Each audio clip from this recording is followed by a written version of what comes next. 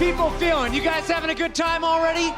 We got both LA teams playing tonight. 3 matches coming your way. And once again, I'm bringing you all the action. I'm your host, Chris Bucket. We got the whole crew. It's Zoe at the end alongside Crumbs and Sideshow once again. Today's going to be a fun day. Today is going to be an awesome day. The fact that, as Malik said, one of these two teams is going to end the day, or end the week rather, undefeated. Nobody would have predicted that coming into the season. Pretty crazy stuff. Let's remind everyone where we're at with our overall standings right now. New York XL is at the top 1, and the Valiant still in the top 4. And the Gladiators making some moves, boys, trying to climb the ladder. Will they be able to break into the top 6? We'll see if they can get another big win today. As we look at stage 2, though, this is what we're really focused on, because at the end of next week, it's all about the stage 2 playoffs, 125 grand up for grabs. Right, and you always can look at the top and know that some of these teams are going to make it, but it's about the middle of the pack, the squads right here, the ones that are going to try to make that end game push to try to really make themselves carry that momentum to the stage 2 playoff. And as you look at our schedule for the day, a little bit later, the London Spitfire will be facing off against San Francisco. 8 p.m., it's the Valiant taking on Boston. But right now, we're opening things up with shields up. It's the Gladiators taking on the Mayhem. Make some noise, LA, because we're jumping right into this one. Both squads on the rise. Very impressive results as of late. Let's start with Florida. What moves has this squad made? How is this team improving so far? You know, I think one of the main things I want to focus on looking at the Mayhem team is that they were the only team who somehow always managed to bounce back mentally.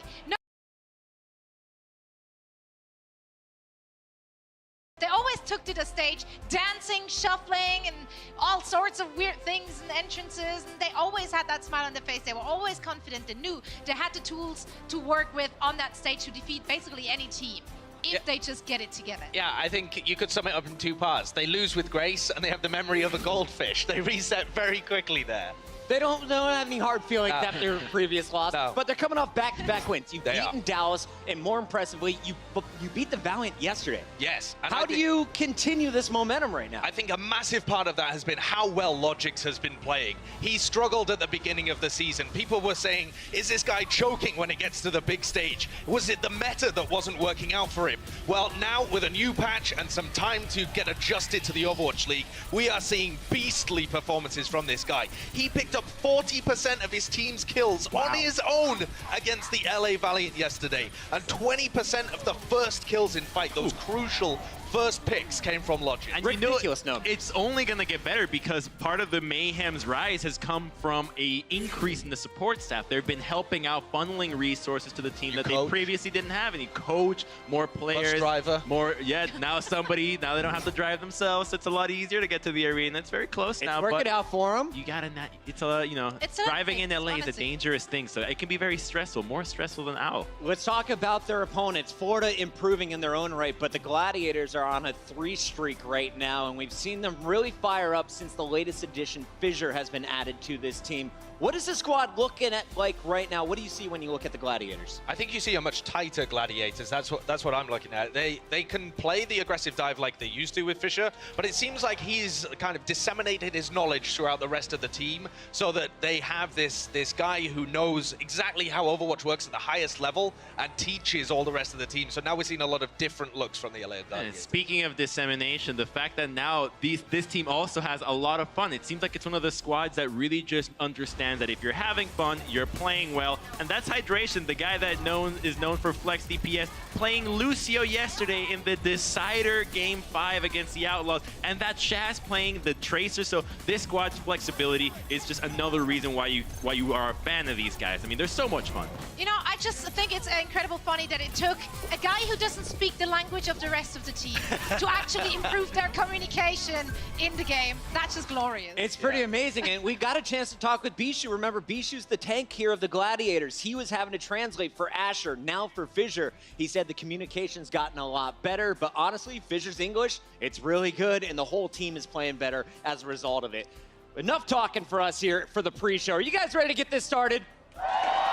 Make some noise, ladies and gentlemen, because match number 1 is coming your way right now. It's the Gladiators versus the Mayhem.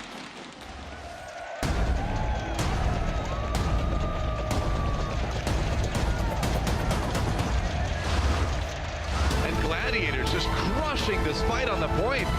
Good peel back for the Florida Mayhem, though. This is big for the Mayhem now, and they've done it. Really well played. And the Gladiators get it done. And that's just style points there from the Mayhem. Oh! Are you kidding me? The Los Angeles Gladiators. I love this crowd today, and the Gladiators got to be feeling loved. They're 5-2 in Stage 2. They're trying to lock up a spot in the Stage 2 playoffs. Can they get a win today? Can they get the 4-0? What are they going to show us? And you know, the thing is, the Gladiators have a real good shot at making those playoffs. All they need to do, and that's a quotation mark, is to play their best and win every single game left in the schedule.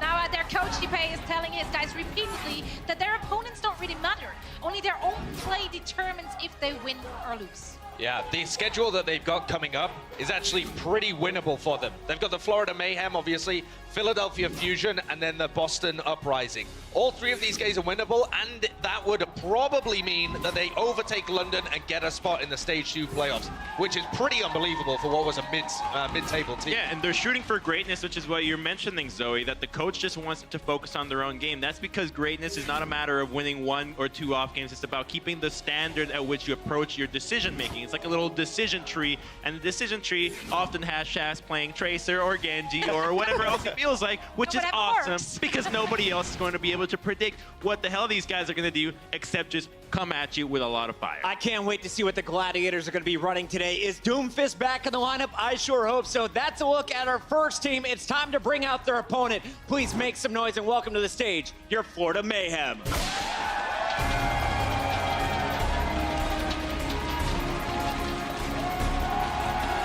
3-14 overall, but so far it's been Stage 2 where they've looked their best. They're coming off back-to-back wins over Dallas and, more impressively, the Valiant yesterday. And you know what's so good? I love the fact that when they stopped making these comical entrances, they started winning. And they always said, you know, we don't put too much time in it, they're spur of the moment. But I think as soon as you get super serious about the game, now you can see all of their focus is on winning. And we talked to Zebasai in the makeup room. He said, I've been getting my hair done recently. When we do my hair, we win. But you know what? They also said that Manatine, he's bringing back his mustache. Tivix following too, and I joined that crew. I think we're all going to go with a little bit more of the mustache mayhem. The mustache mayhem. Mustache mayhem. That gives it a more of a Miami Vice kind of feel. Absolutely. I like it. I'm looking for the Hawaiian shirts and the shorts coming out for their new team jerseys too. And now I did get to talk to the team coming into this match and about their key to victory. And basically what they told me is that Fisher is the one who creates tons of space for his team, the Gladiators, and they just want to make sure to play fundamentally sound Overwatch, give him fewer openings if you want. I love this squad. They're superstitious. They're feeling lucky right now. Sideshow, when you look at the 6-man roster, who do the Gladiators have to fear most? They've got to fear Logix the most, actually. Looking at the past 2 performances in his past 2 matches, he's got to be the star player. But also, Tvick has stepped up hugely. I think with Logix giving him more space, this DPS duo is now as dangerous as everybody thought they would be heading into the league. The Belgian and the Swede, look out for them today. That's a look at our Florida Mayhem. We got all 12 players on the stage. The match is ready. Are you guys ready? Let's send it to our casters. We got someone with Hex. Thank you so much, Pocket. Yes, I'm loving the energy already. Full house today, Hex, and it's going to be one hell of a match because I think that both of these teams, where they're at right now, they're very evenly matched. Yeah, Florida's been really fun to watch lately. They're on a winning streak for the first time. Wait, hold on. In all history, 2 in a row. No, I'm here. Yeah. They think, you know, maybe it's because of their hair and maybe getting the beard done. I think the makeup room definitely agrees with that. They were telling me the superstition, like, yeah, it's our responsibility that Florida's winning. We're getting the beard oil going there. And then this Gladiators team, man, is there a more fun team to watch right now than the LA Gladiators? I mean, we got the joy of casting them last night, and they were looking great. Fisher, in particular, stood out for me. And yeah, I mean, I'll talk about Fisher, but yes, he is bringing that next level. The elite from South Korea coming into this team, showing them the systems perhaps that, you know, that Seoul and London are able to use to secure those victories. Yeah. Now Gladiators have that in their playbook, and you can see that they really are coming together as a roster. When we talked about this team a lot in the early parts of Stage 1, we talked about the versatility, and we talked about shore forward hydration, and that's their versatility on the DPS. You look at like the support players now on their versatility. Shaz plays Genji, Shaz plays Tracer. What? What's Hydration that? plays Lucio in the Mystery Heroes composition. I actually mentioned, I'm like, hey, I guess play a little Mystery Heroes yesterday, and shore forward goes to me, he's like, yeah, Hex had no idea what was going on. You're right. I had no idea what was going on. I was learning it on the fly like everybody else. It's not every day that you see that kind of mix-up. But I liked Big Goose on the Sombra. I thought that worked out really well for them. What was so impressive to me yesterday, regardless of what they're playing, is they would see a situation and immediately adapt. And they've got all the tools in the kit to be able to run nearly everything now. And you're right. I mean, just Fissure coming in gives them the confidence to play whatever they want. And there you go, man. You started my sentence. It's perfect. It's almost as if we were one Hex, you know, just mind melded, because that's what you need. If you're going to play that quick, off-the-cuff kind of Overwatch where you're changing up your rosters, you're reacting to what your opponents are throwing at you, and you're quick to make the call, it's confidence that's necessary to make those, because otherwise you're going to try and stick to the game plan, stick to what we worked on, guys. No, you need to have the confidence, just be like, right, this isn't working, here's what we're going to do next, let's move on. And while it's been working perfectly for Gladiators because they have been securing wins. Countdown is over, we're getting into it. It is Volskaya Industries to kick us off here. Los Angeles Gladiators starting on the offense, Florida Mayhem starting on the defense, and Tvik on the Sombra. So this is looking like the strategy here for the Mayhem. Florida has scouted this out. They've got tanks in position to see where the team is, and then the rest of everyone's going to play in the back line, trying to get the Sombra all charged up and good. Los Angeles is running an interesting composition here. Not necessarily pure dive, because you've got Soldier 76 in it. They want to be able to take a high ground, take one side of this thing, pepper in damage. Then when they see someone weak, probably go after the dive. Yeah, they're doing a pretty good job right now of limiting just how much damage they're dealing to Los Angeles Gladiators. Don't want Tvik to get that EMP too quickly in this fight. Fissure going to back off, allow it. No, never mind. Logix with the Helix. Perfectly done by him. Stops Fissure from making it out in one piece, and that's going to stumble this push. You know, we praised Fissure a lot there, but even the moment he stepped off that ledge, I was kind of confused of what he was trying to accomplish there. He's not going to get any scouting information. He knows who the other team is, and you see a lot of tanks drop down, do a little damage, and come back up to deny positioning there. Maybe he was just trying to get his supports a little bit more healing charge, but with a Lucio and a Zan, that's not necessarily priority.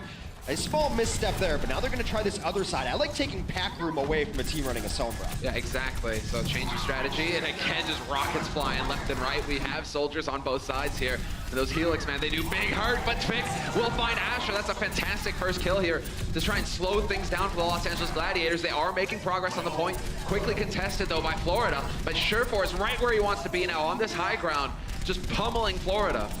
Yeah, trying to get some damage in over to the other side, trying to help out Bishu, who I believe was over in the other side of the room. They have taken away this pack room, which is good, but Tvik still has an EMP in his pocket. Florida's done a good job of getting damage done and not putting themselves in vulnerable positions. Tvik, see you later. He's out of there.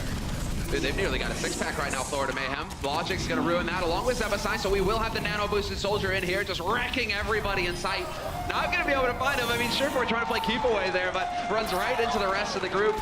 And so he dies. Los Angeles Gladiators, 2 minutes gone, and they still haven't made much progress. You were technically correct. He was wrecking everybody in sight. Just happened to be one person. You got sight. He's able to duck around the dump truck there. You're not really expecting a dump truck to save a life in that situation, but they end up committing an ultimate in that situation. Actually, 2 ultimates with the nano and the visor together. But that's it. They still have EMP, which can really turn things around for them. Gladiators, however, have banked up 6, so it's really a matter of one Tvik if he wants to use this before ults come out or to strip down maybe a sound barrier. A little bit of a hack there. That's going to slow things down. Tvik trying to get back over here to help out his teammates. Fissure on the high ground getting cut off from his team. He will get overwhelmed. Manita just pouring on the fire. And Manita just going to go ahead and get on this point, stop them from even picking up a tick. Los Angeles Gladiators struggling so much that Chaz feels like he has to throw out the Transcendence just to keep his teammates alive.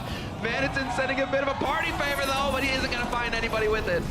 Might as well toss it up over the top. Almost got something going there. Only 60 seconds remain. So far, the Gladiators have not really put together a concentrated push just yet. They're losing tanks in odd positions. Asher has died in random spots here and there. And so far, they've had no answers to Tvik, who keeps harassing enough to throw a wrench into the plans of the Gladiators. Last good chance to even grab point A here. Hey, look at this, just doing the damage. Gonna be able to back off. He is already topped up though, so unfortunately no progress made on his EMP. But now it is gonna be the rotate coming through. They're all over the place. Fissure diving in deep. He's got Asher there and Bishu there with him, and he decides to go for the Primal Rage as well. But we had the sound barrier committed here from Los Angeles Gladiators. They're throwing everything into this fight, but it's still staying fairly even. Florida able to get their kills back as well. Tvik caught in the corner. 1 tick will be picked up now for Florida Mayhem. It's 4v4 right now, and Tvik is just trying to buy a little bit of time. He gets stuck, though. A beautiful find by Asher. Oh, and just a second too late. Super goes for the trance, but he cannot save his tank. Swoosh gets overwhelmed before the healing aura comes through. And that is certainly going to be Los Angeles Gladiators taking the first point here on Volskaya. But in overtime, Hex, that took forever. That's a beautiful defense from the Florida Mayhem. The Gladiators will throw everything they have at it the last second just to be able to capture point A. Florida's got to be feeling good right now because before yesterday, the Gladiators were nigh unbeatable on Volskaya. And now the Gladiators are going to switch things up. This is one of the reasons you run Shore because of his deep pool. He's going to switch to a Reaper who's been so effective on last point of Volskaya lately. However, Tvik did die with EMP up, so he's got it for this next fight. Now, Logix will go nano boosted again here with Attack Visor. The trance is up, however, to cancel him out. There's the EMP, though. That's going to definitely make life difficult for Fisher, who gets overwhelmed immediately. And so they are managing to hold for now. The contest on the point, Big Goose dancing his way off the edge into oblivion. That one is absolutely over. It was over really before it started. They did trade out a couple of ultimates, but you can see Florida's plan really coming to fruition now. They're not going to let Fissure beat them. They've decided they're going to take him away. The focus fire has been on him every single time. Fissure's not making it easier for himself in some of this positioning, has to adjust his style to the fact that there are 6 men whose first goal in every fight is to kill him. Yeah, you take away that main tank, that's a lot of room lost for Los Angeles Gladiators. His whole goal here is to get in Florida's face. Florida, solid positioning from them as well. Logix has decided to change it up. He's no longer on the Soldier. He'll be playing that Tracer on the point, dashing in and out. And Asher now will back up. He's trying to get in here because they just go for the counter dive. Florida Mayhem leaping into the back line, cutting Gladiators in half. You can see it all there. Asher having to peel off of the point to come back and make sure his teammates don't get overwhelmed. The retreat's on because they lost Shaz, and they weren't necessarily too deep to not retreat there anyway. No point throwing good money after bad in that situation, trying to take a 5v6 and feeding Florida Mayhem ultimates. Moreover, you don't want to do damage to Florida right now because Tvik's only sitting at 65% on the EMP. You don't want to do chip damage and allow them to charge that up using packs. And again, you've got Tvik in that back line. Just being a nuisance, staying on that Sombra. He's hanging around on the edge. Tvik nearly has that EMP. He will get it presently. We will have to stick a 10th, but it's not going to be enough. Logix and Swoosh doing the damage, dropping one of the tanks here for Gladiators. Fisher's still in the mix, but he decides to back off, and Shaz gonna go ahead and take a bath. The plays and the counter plays right there. They saw Asher coming in, throw a volley down the hallway. Asher fakes like he's leaving, comes through the left side angle, double blinks to get over there, hits his stick, and then counterplayed with a Transcend on the other side. Although, if you're gonna trade a sticky for a Transcend, you're fine with that because you're gonna have the Pulse Bomb up much quicker than a Transcendence is gonna come back up. Well, Surefour has changed it up already as well. The Reaper wasn't working out for him. He's decided to stick to the McCree now. With a small sojourn on Soldier 76 there briefly as well. Just really trying to find something that's going to work for him. Well, Asher wins the duel versus Logix. That could be a pretty good start here. Tvik will manage to at least slow things down with the hack on Fisher, who's having to just walk in here with this Tesla cannon. Self-destruct will clean the point momentarily. They are making progress, but Florida should be able to get in here and contest before the first take, and sure enough they do, but Zevasai gets jumped immediately by Surefour and Bishu, and this is starting to look pretty good here for Los Angeles Gladiators. Logix trying to go for the stick, not gonna find it, and now it's all about surviving here for Florida. They're trading back and forth, but Surefour doing the work. Florida did get a couple of kills during this though, so Gladiators are not at full strength. They only have 4 people alive, but they can get back of the zoning. Deadeye takes down Zebo! Sick play, the shield in there as well. Zebo couldn't get the sleep in to cancel it out. Round 1 complete with 30 seconds left on the clock here for Los Angeles Gladiators. So now let's go ahead and hear what the Gladiators had to say when they took point A. Monkey 1, Monkey 1. Don't take ult yet. 10 gates. Don't take ult. They're swarming you. Sombra dead. Monkey. Kill. Yeah, kill Diva on point. That take ult. Can you dive Jen? Yeah, go. Dive. Kill Mini. Nice. Can we snowball? Yeah. We can snowball. I like that. That was solid. That's something different that we don't quite hear from every team, where they're calling out the numbers of like 4v2, 4v4, right? Real positioning, not just like who's alive and who's dead, but how many bodies are we dealing with here on this fight? I really like the calls that we get about transitioning because a lot of fights sound the same in Overwatch, the comms. It's just picking targets, figure out who you're going to focus on next. But I like that there can be snowball. Like that's always the big question that you're asking yourself on an offense anyway. Do we have enough that we can just go all in on this next push? Now, it turns out they did not, had to make a lot of changes through there, but it's the right call to make that we think we won this fight decisively. We think we're in the lead as far as ultimates go. Let's try to use this next push. I've always said this, and I firmly believe it, that your first push on Assault second is usually your best push, because you just want to fight. You're in theory up on ultimates, and you're in theory in a better position than the other team. So didn't work out for him there, but eventually I like the changes that they made. They didn't necessarily come to fruition for Gladiators, but it does show their adaptability. They moved McCree to short 4, and they also moved Big Goose to the Mercy, which I think is much more impactful, because what was going wrong on first is they were losing people before fights were starting. And that was also going wrong on second, and Mercy can erase that. If you lose someone out of position, you don't have to full on retreat and wait for respawns. You bring them back to life and go for it. See what Florida has on their offense. Logic's busting out the McCree. I love his McCree play. Yeah, it's just Logic's in general right now. When he's playing at the level that we always thought he was capable of in these high pressure matches, that's what it's all about. You can see already just getting some tags in there. Might be thinking about backing off though, changing it up. So we won't get the McCree for long, Hex. He heard you, and he was like, actually, I don't want to make Hex happy. I want to make Hex sad. Although, going for Widow, I'm always happy to see Widow too, so that works out. Yeah, they're just waiting for Logix. That's why it seems a little bit stalled out. They also want to get to Vic where he is right now. He's taking a very long journey all the way back here. He's crouching so that they can't hear him. He's trying to surprise, but surprise to Vic. He gets found out, unable to secure that kill on Zenyatta. Oh, trying to go for the plays there to make the mind games, getting back onto that pack, but he wasn't quick enough, wasn't able to blink directly onto it. So he gets a butt to the face, but that's gonna help. Logix with the headshot on Surefour, trading the DPS, and Tvix gonna have a shorter run to get back into this. Surefour a little too sure of himself there, stepping out into the sightlines. Perhaps he did not know Logix was switching over, but Asher does his best to equalize this.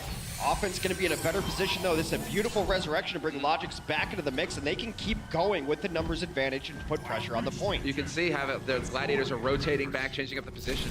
Fisher giving ground immediately, not even going to hang around for this fight initially. They're just waiting for those reses to come back into this fight. Yeah, they're going to come back in. They're just waiting. They want Bishu back in the mix here. They don't want to go in without their second tank.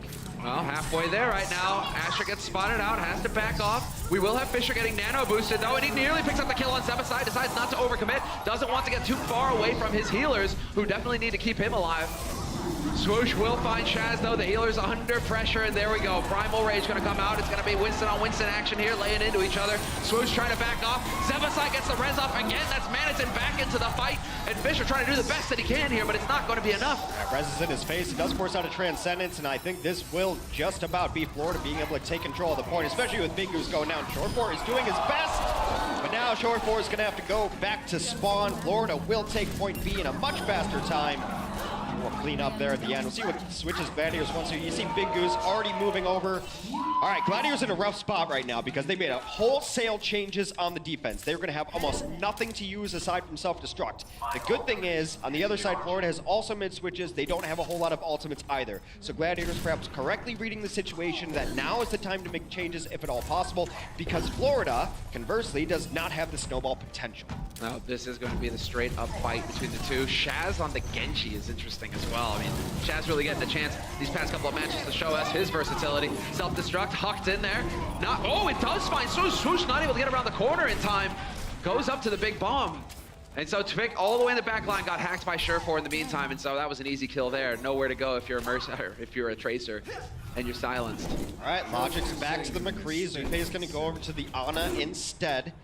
So I think this is probably to get himself a boost going, get it on a Swoosh and cause all sorts of trouble there. Florida with a small advantage in ultimates now, but that was the fight that the Gladiators needed. Start get their feet under them as far as compositions go.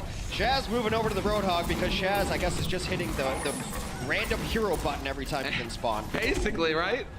I mean, I guess Roadhog could make sense, not going to have all the heals, and so he can take a breather, keep himself in the fight a bit longer.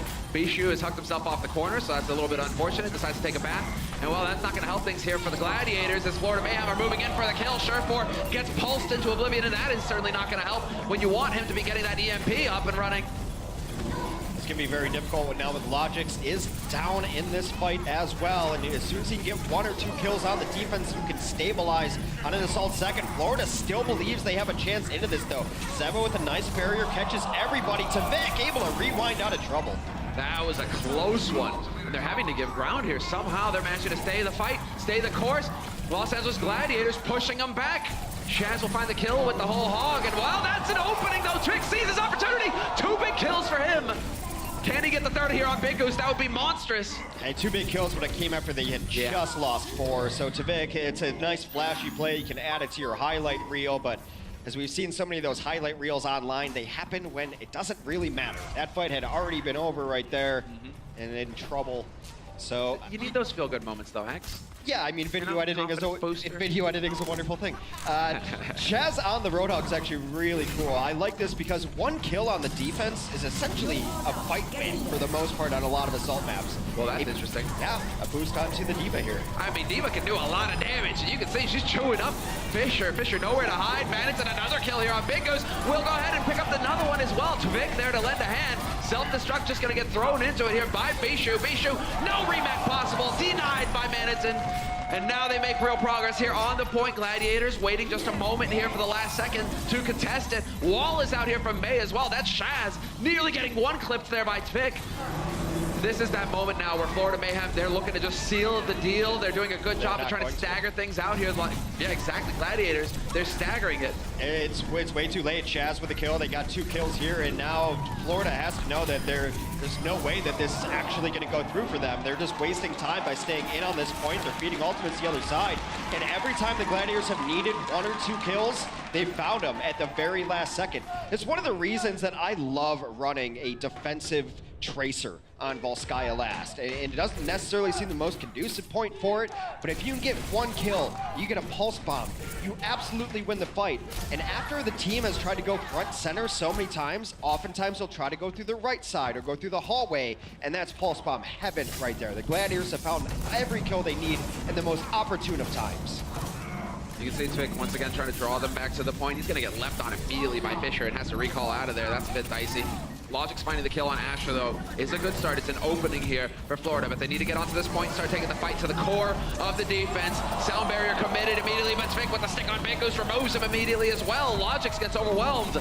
And now it's just back and forth, out and out chaos as Bishu's trying to hang in there. He's not long for this world. Tavik is there, and Tavik looking for the follow-up on Asher, but he gets robbed. This is going to be now just Hail Mary desperation coming out from the Gladiators, trying to get bodies on the point, and yet again, they're able to make it happen. It's another 2 kills pretty late there, although Florida can be super upset with that because they did get a lot of ultimates out of the other side there. EMP, I believe, went down, Sound Barrier went down, Pulse Bomb and Primal both came out as well. So Florida put themselves in a pretty decent position as far as the ultimate economy goes. Logic's gonna have a Deadeye as a hard ultimate to set up. You might even use it as an initiator. Put him up top and create some space. Logix takes down Chaz, but they lost Zupe. Oh, that's a big one too. Sure4 is out of it. That's gonna delay that EMP even further. However, he gets overwhelmed. The back line getting pressured by those tanks. Fisher tries to jump back into the point, but it's not gonna work for him. He dies immediately, and Zebasai once again shutting down Asher. Bishu now the one to try and make it happen here for his team, and Sure4 is back into the fight as well, but we'll see for how long. He is a squishy. Are these hooks broken? That is twice now that a hook has not secured the kill onto a Tracer. Chaz gonna try to push everyone off with this whole hog. A hack on it. Tavik, but a beautiful barrier is gonna keep him alive momentarily. Long enough for the heals to come through, and now Logic's on the high ground with the Deadeye, trying to clear that point. There's the 1 pick. EMP has been ruined as well, and now Logic's trying to hunt down Fisher, but it's all good in the end because somehow, in all of that, Florida Mayhem sneak the point and tie it up 2-2. Interesting there. I really like your use of the term overwhelmed, especially when talking about Logix. But before we get to that, let's see what Florida had to say while they took point A. Be in there. Nice 5v5. Come point. He was weak. He was point. I'm trying. I'm close to him. Dead. D.Va out of mid. Can we go with Omega? Monkey! Okay, I'm sleeping. Get the monkey point, boys. I'm sleeping, I can't go on him. Get down a point. Anna point. You saw Anna, what is she? Anna there. We don't next to point. We don't next to point. Monkey said. That was I actually chuckled when I heard monkey. Like that was definitely not the common way we hear monkey getting called. I just really like the out of context comms. I was like, I'm sleeping, I can't go now. wait, like, what is that? Hold on, man. You know the importance of my naps. I need to get him in there if I'm going to be fresh for the match. Let me just get some shut-eye here. So I was talking about, being overwhelmed, and that's what you have to do to a McCree. You can't give McCree any space, and you can't give him one-on-ones, because McCree's one of the best duelists in the game. You played free-for-all, right? 4 McCrees, 4 Genjis, and then, you know, I guess I'm not playing Tracer again. Basically. So McCree is the best duelist in the game. He should win almost every single one of his 1v1s, but if you put 2 people on him, he gets useless. He just doesn't have the output to be able to deal with it all, and they overwhelmed him several times. Now, a little bit of mistake at the end allowed Florida to get that point, but here we are. Less than a minute now. Florida's got 1 shot at this. Once again. Yeah. Logic's 45 going for the seconds. switch. Yeah, he's gonna try. Well, he kind of has to, because they have to be able to deal with Shore 4, and you don't necessarily want to send both your tanks up there because not everyone can join them. Did he get spotted there? That would have been on a hair's edge, but I don't think it was able to. Razor's edge, rather. Hair's edge? I mean, hairs have edges, too. There we go. Asher gets him in the back. Tvik recalled, and he'll definitely lose that duel. Asher with a tremendous advantage there. If you can get that recall to go first in a Tracer v Tracer duel, you're definitely feeling pretty good about yourself. They can still wait, though. They can still wait for the Tracer to come back here. There's no real pressure despite that music that you hear. They can get on the point, and any second, and they will have Tvik back for this fight. Yeah, hunting for the squishy targets here. There was an angle on Shaz about to open itself up, but hey, focus down Fisher. If that's the game plan, get on it. Surefour not quite finding the angle, and Logix now knows where he's coming from as well, and gets the headshot. Big kill. But Zebasai, will he be able to make it back here? And he is going to go for the wings on high, trying to keep that chain healing going, trying to keep his teammates up and alive. Big Goose, the same thing. He just nearly got Valk. They brought Shore back to life, but Logix takes down Bishu in mech form and in pilot form. Florida absolutely cleaning up. There will be nothing for the Gladiators to do except try to focus on their second point defense. Florida had 1 shot at it. They switched things up there, brought Logix into the mix, and he made them pay for it. Now, Gladiators. I mean, we're in the same situation. They have 1 fight. Supe has his transcendence. They should just walk on the point, make the fight happen on the point. Yeah, there it is. And he doesn't wait too much time either. Gets right into the trans. Trying to get back in here. Instantly topped up. Logix looking for that shot, the one that can make all the difference here as he is under constant pressure. Asher is the one now getting in there. Fisher was thinking about it too, but Fisher decides to splatter Supe first before taking the fight on the point itself. This is definitely getting a bit out of hand here as the Gladiators with Fisher are able to withstand the push, at least immediately. Bishu with the self-destruct on it will clear it momentarily.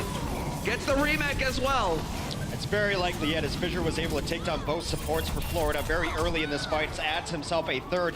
The supports will be getting in here now as Zebo has switched over to the Lucio to ferry people back into the mix. But I think that is way too much Gladiator white and purple in the kill feed. They should be able to hold on last here. Yeah, Supe gets overwhelmed, and that is going to be it. 3 points picked up for the Florida Mayhem.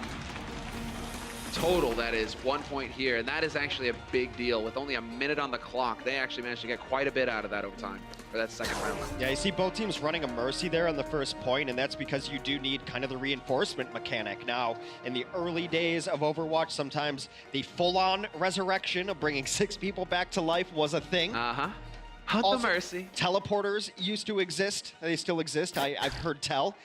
But you definitely need something that's going to erase a mistake like that. And that's why you're going to run a Widow.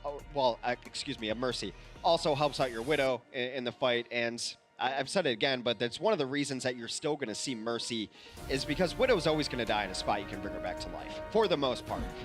The other teams now, I think when you kill a Widow, if you see an opportunity to camp that body, you need to start doing that because that makes the Mercy's job much more difficult and you're able to take that positioning away. Once you kill a Widow, your Widow should be having free reign to do whatever they want, but bringing them back into the mix makes that a little bit more of an interesting proposition. Florida's defense going to choose to run the Sombra here. Again. So it was a successful attempt, at least. I mean, Gladiators only got that first point in overtime, so Florida Mayhem put up one hell of a fight the first time around on their defense. So they're going back to what's worked for them. Los Angeles Gladiators, it's going to be Surefour on the Widow immediately, no horsing about with any other heroes. And so now we get to see, are the Gladiators going to be able to pull it off? They've got a minute and a half here to work with. And they were definitely struggling. First time on the offense, they were getting picked, they were looking a little sloppy. Now they've had some time to warm up, they've spotted Tvik as well, so they know what they're going into.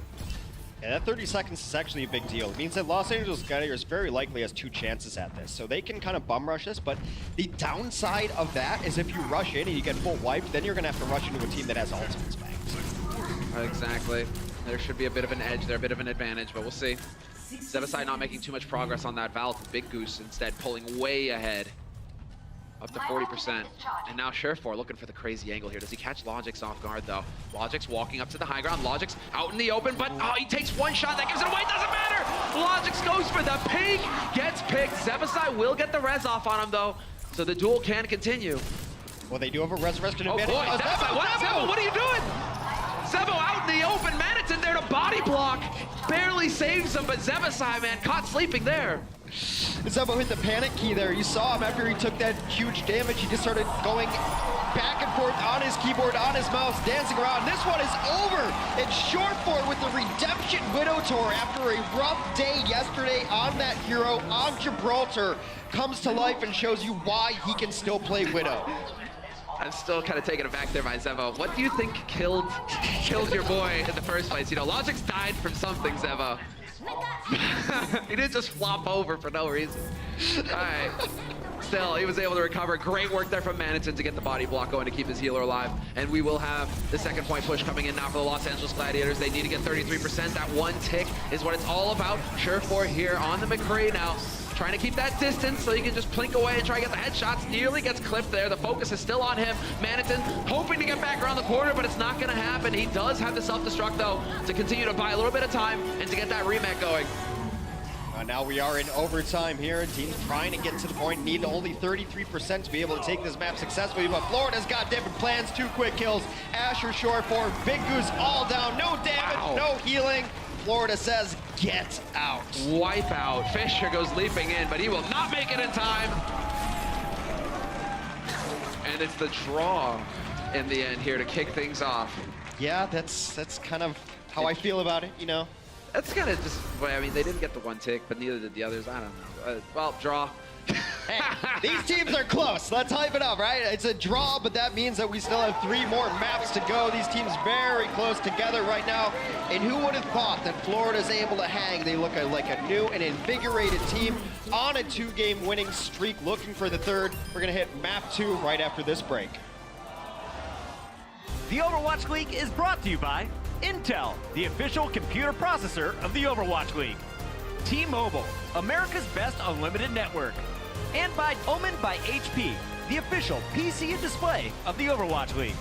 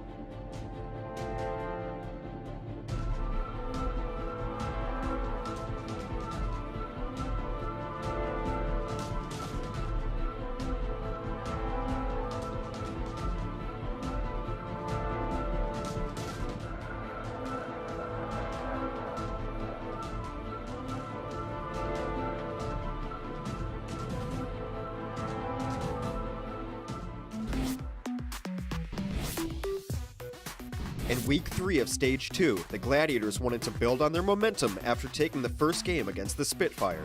Los Angeles started out strong on Control Center, but with Hureg's McCree taking out Hydration, it looked like the Spitfire might flip the point. That's when Asher saw his opportunity. Tanks get tossed off with heals. What is that? Oh, what is that? Just a fade away over the shoulder. Even Kobe couldn't have done it. The Gladiators Tracer dropped a Pulse Bomb, eliminating both Closer and Hureg just before he could use his Deadeye.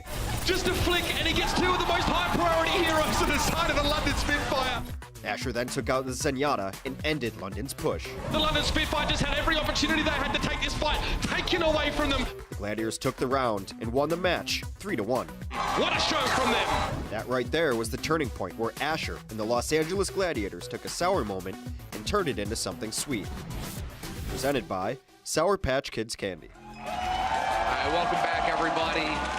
We've already had an exciting first match. It ended in a draw, which is always a bit anti-hype, but leading up to that result, it was sick. They were definitely very evenly matched, these teams. Yeah, sure. I think we're in for a good one throughout the rest of the day. I was really excited to see Shore 4 popping off on the Widow because I know he's capable of it. Yesterday on Gibraltar, not his best showing, and that's why they lost Gibraltar yesterday, because Linkser. I mean, I just because Linkser. Because Linkser. Asher tried the Widow, Shore 4 tried the Widow, and it's like, you know, guys, sometimes he just got us.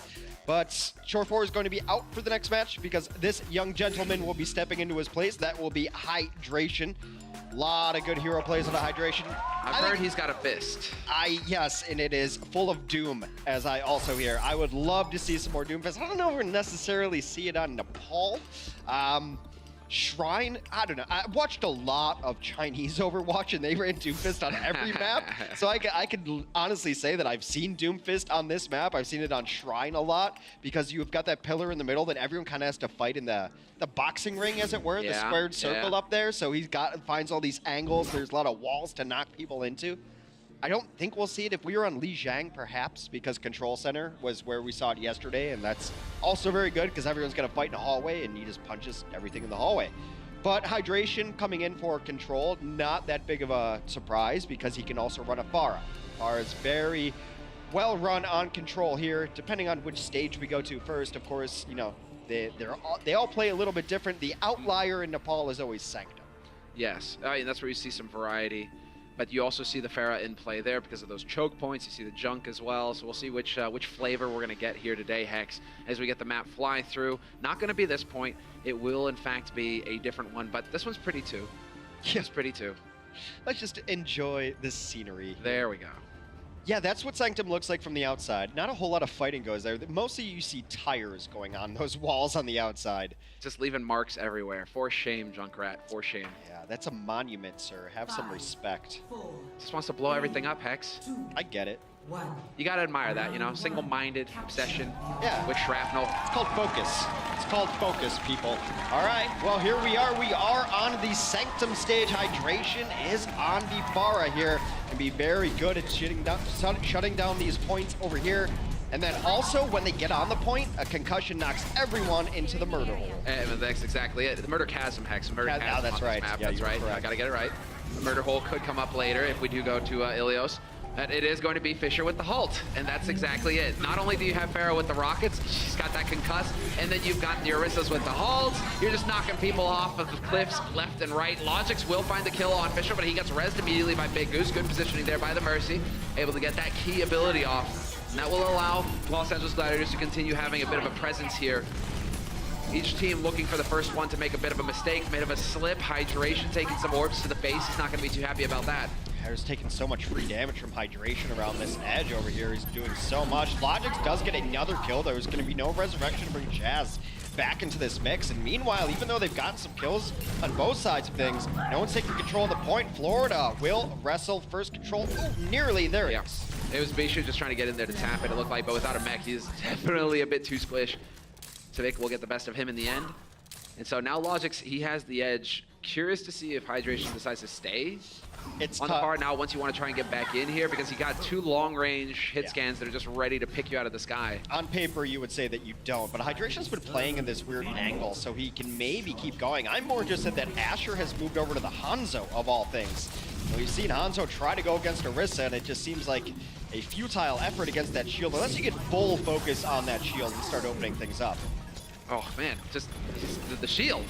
The shield is just there, it doesn't go away. All right, finally there'll be an angle, and Hydration's the one to find the kill on Swoosh. Trance is committed here, as well by Shaz, who really wants to set this up for his team to be able to overwhelm on this point. Manatin backing off. We've got Zepasai with the wings out right now, just topping everybody up. He did get the res off on Swoosh as well, and so they should be able to contest here. Florida Mayhem, Hydration, point blank. He manages to get the kill, but eventually kills himself as well. That's not gonna help.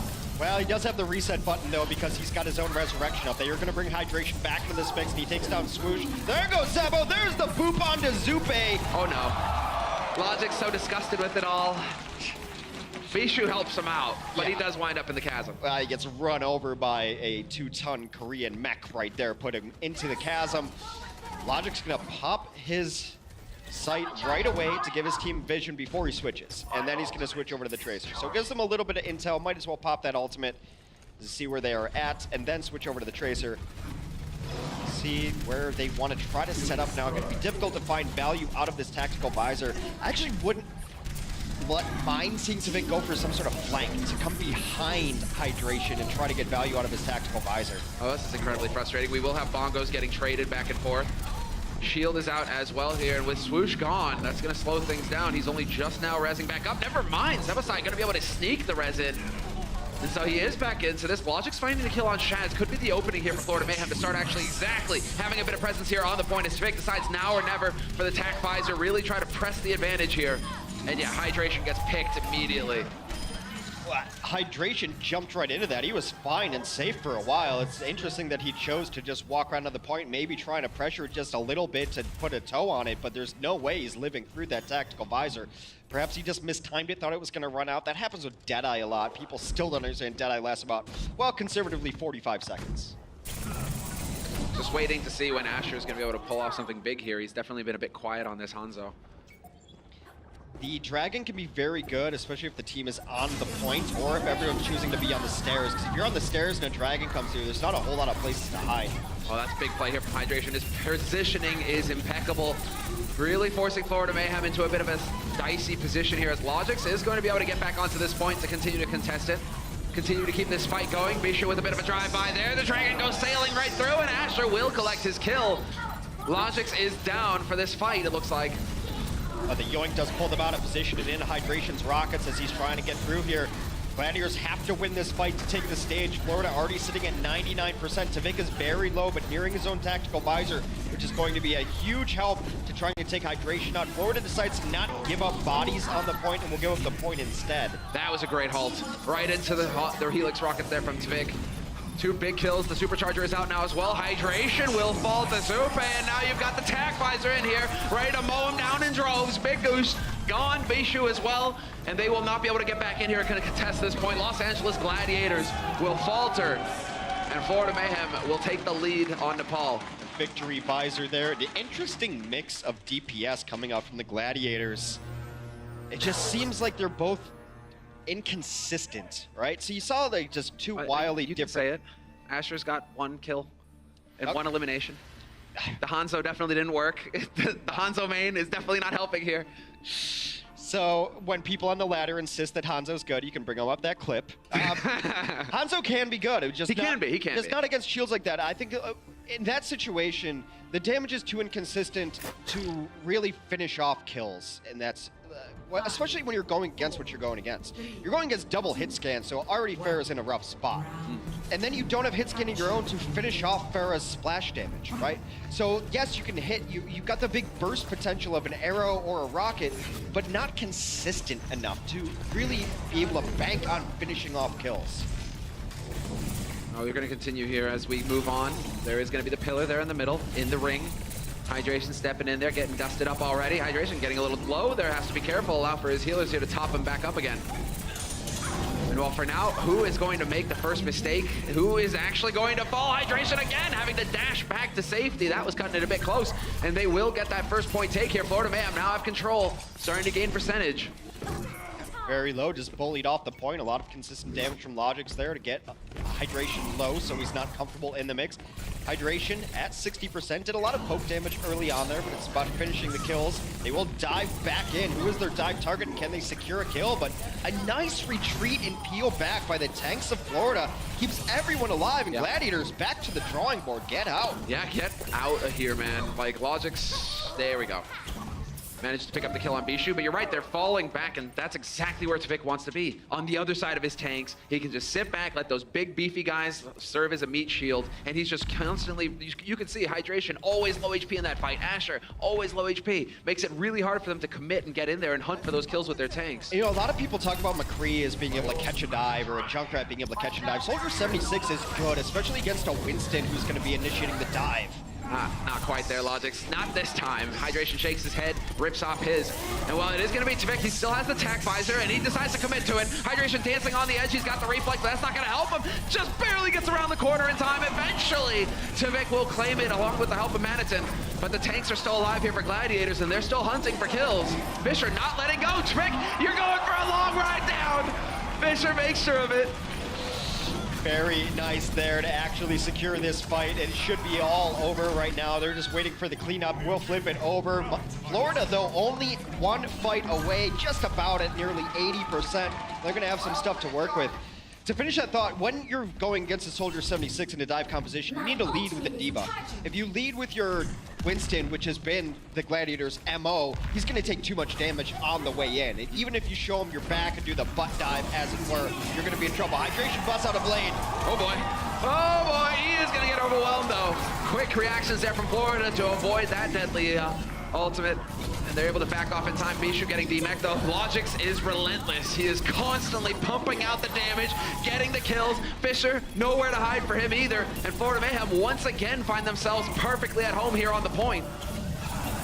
Well, they have no choice, the Gladiators do, but to continue to fight this. They lose Asher early despite the Transcendence being up. He was not in the healing light of the Zenyatta. Hydration has had a miserable existence so far, being constantly pressured down by the DPS of Florida, and Florida cleaning up. Yeah, that could be a bit of a head-to-head here in terms of comparison. Because right now, Logix, he is just manhandling the Gladiators. Doesn't care about the shields. He's going right through them. Asher just can't keep up. Tough to take the stats for this map, considering Asher spent the first point on Hanzo, right? That definitely staggered things, but Logix is so far ahead. 17 limbs, 9 final blows, and he's just constantly pumping out the hurt. Well, Hydration's nearly even on his kill-to-death ratio, too. He's got 9 eliminations, only 7 final blows, but 7 deaths so far, too. They have really made his life extremely difficult. Just all this free, consistent damage coming in from Logix.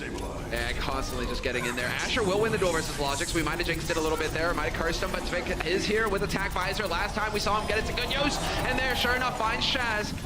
That'll slow things down on that Transcendence. Shaz not going to be too happy about that one. Asher managing to dash off into the distance, just barely surviving. Tvik goes for the hope of a rocket right there. Lucio taking a lot of damage on the way in, and now Florida looking to clean this up.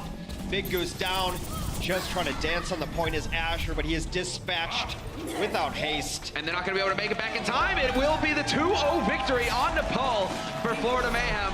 And considering the first map in this series was a tie, we're looking for the first team to pick up 2 victories, 2 wins to take the series. Florida Mayhem going to be feeling very good about this result now going into halftime. Florida has found something in their DPS duo in the last several games that's really working out. You're stuck in a rock and a hard place. Do you dive to Tvik and you're letting Logix tear apart your backline when that happens? Or do you try to focus on Logix and Tvik's up front, just cutting you apart up front? Gladiators have to find an answer to Florida. We'll talk about it after the break. The Overwatch League is brought to you by Sour Patch Kids. Sour, sweet, gone.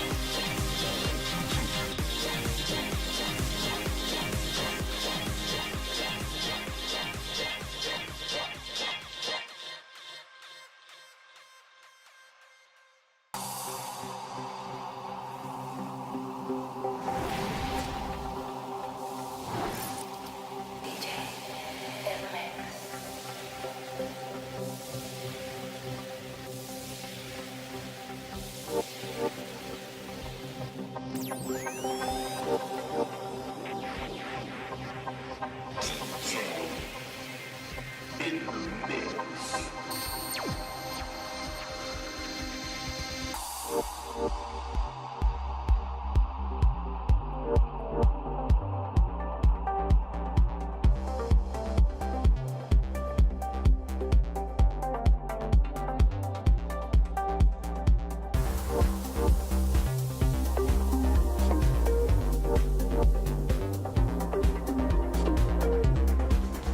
After 2 games, the Mayhem are up 1-0 at the half. They get the draw on Volskaya and a big victory in control. Beautiful shot there from Logix. Gotta love this series so far. You guys having fun here in the Blizzard Arena?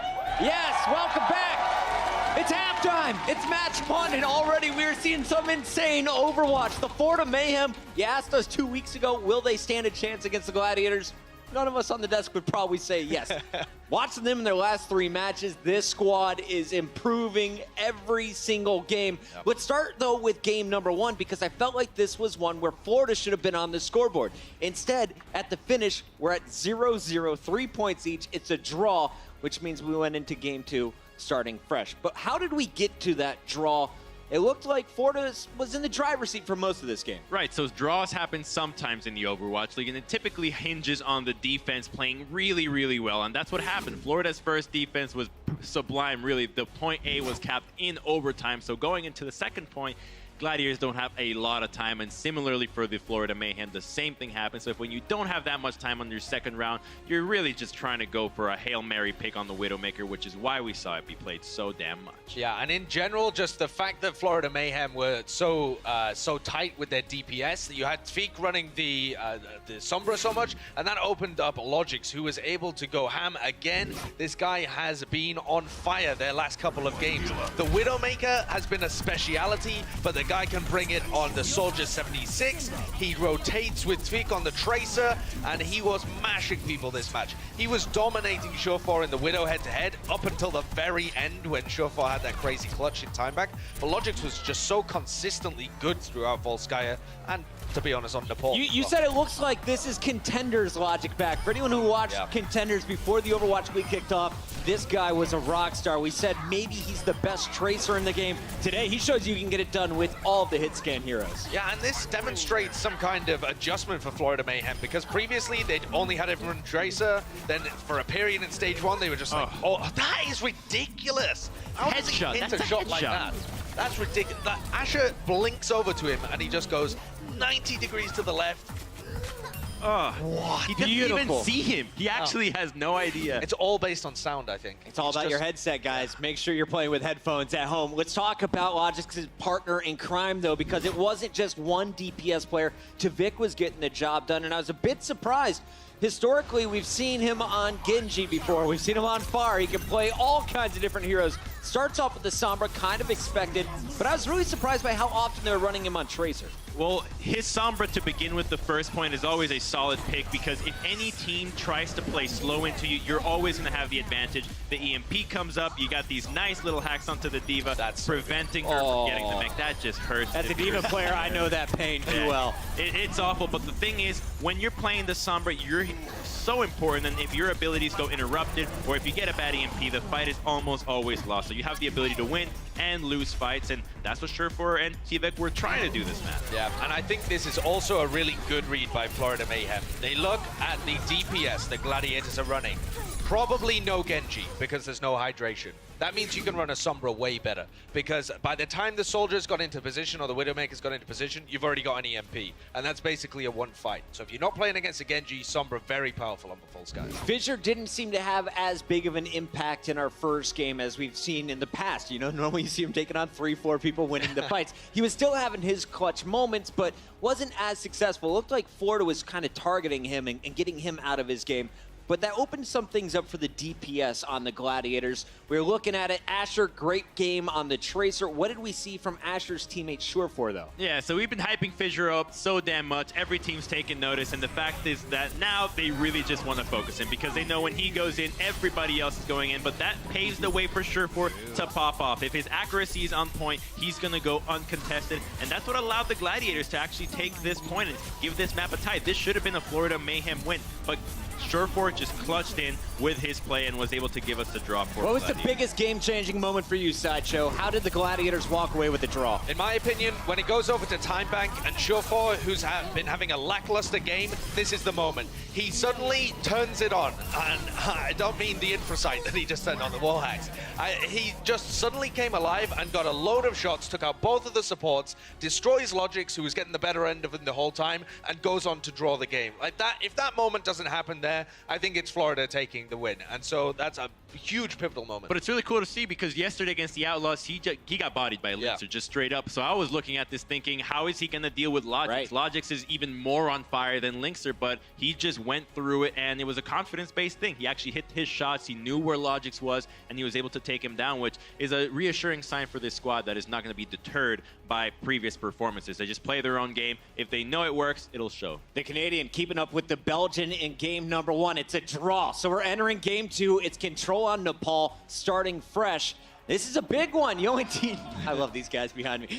You only need 2 rounds in this, and it was all Florida. A bit of a surprise for me to see Florida controlling the control map.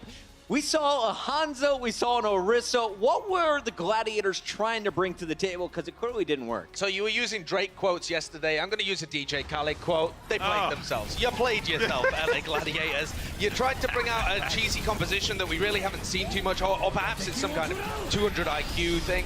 But the Hanzo and the Pharah are very unusual. I think it's because they want to output a lot of damage onto the Orisa and be able to get up over the top of the shields and be able to do damage with hydration on Pharah, but it didn't really work out. The Junkrat, the Soldier, these are more common examples, but it wasn't happening for Gladiators. I'm impressed, actually. You didn't strike me as a rap guy, but what ended up happening here is that by running the Hanzo Pharah, you're running a composition that's just trying to break shields, which the Mayhem were running the Orisa, and it worked to break like 2 shields. But this is not the style that you've seen from the Gladiators. We've been hyping up the fact that Fissure jumps in with Asher, and they're being so coordinated in their dives, they're aggressive, they take it to you, and this is just completely them falling back and saying, maybe we're expanding our playstyle. It clearly didn't work, though. Well, it worked last night. Game 5, they put hydration on a Lucio, Shazboy, and Tracer. Gladiators, keep experimenting. I'm having fun watching. Let's wrap this one up, though, and I want to talk about the second half. So far, we've seen 18 different heroes.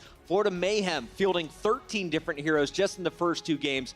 Moving forward, where do you want to see the DPS go? We know the flexibility of the Gladiators. What does the Florida Mayhem have to do to lock this thing up? Well, I think moving forward, it's important to note that when you have a draw in the first 2 maps, you're not going to go to game 5. So if you're going to win this, you need to win 2 in a row. There's a lot of pressure on these squads, and they played yesterday, which means that the preparation is a lot more limited, and they're going to just have to bust out what they used before. It's nothing crazy in the playbook, and it's just going back to the same old roots, going for dive for the for the Gladiators. Yeah, and when it comes over to Florida Mayhem, if they want to lock it out, we've got big Widowmaker maps coming up. Again, I think the pressure is on, or not too much pressure, but the impetus is on Logix to be able to close this series out. We've seen them get reverse swept before. It is a possibility. LA Gladiators are not out of this game yet. The arena is filling up, a lot of fresh faces. Welcome to the venue. You're at halftime, and I want to hear before we go, how many people want to see the Mayhem lock it up with a win in game 3? All right, Florida's making some noise. How many of you guys from Los Angeles want to see the Gladiators come back and steal this series? 2 more games to go. It's coming up in just a few. Don't go anywhere. We'll be right back. The Overwatch League is brought to you by Toyota. Let's go places.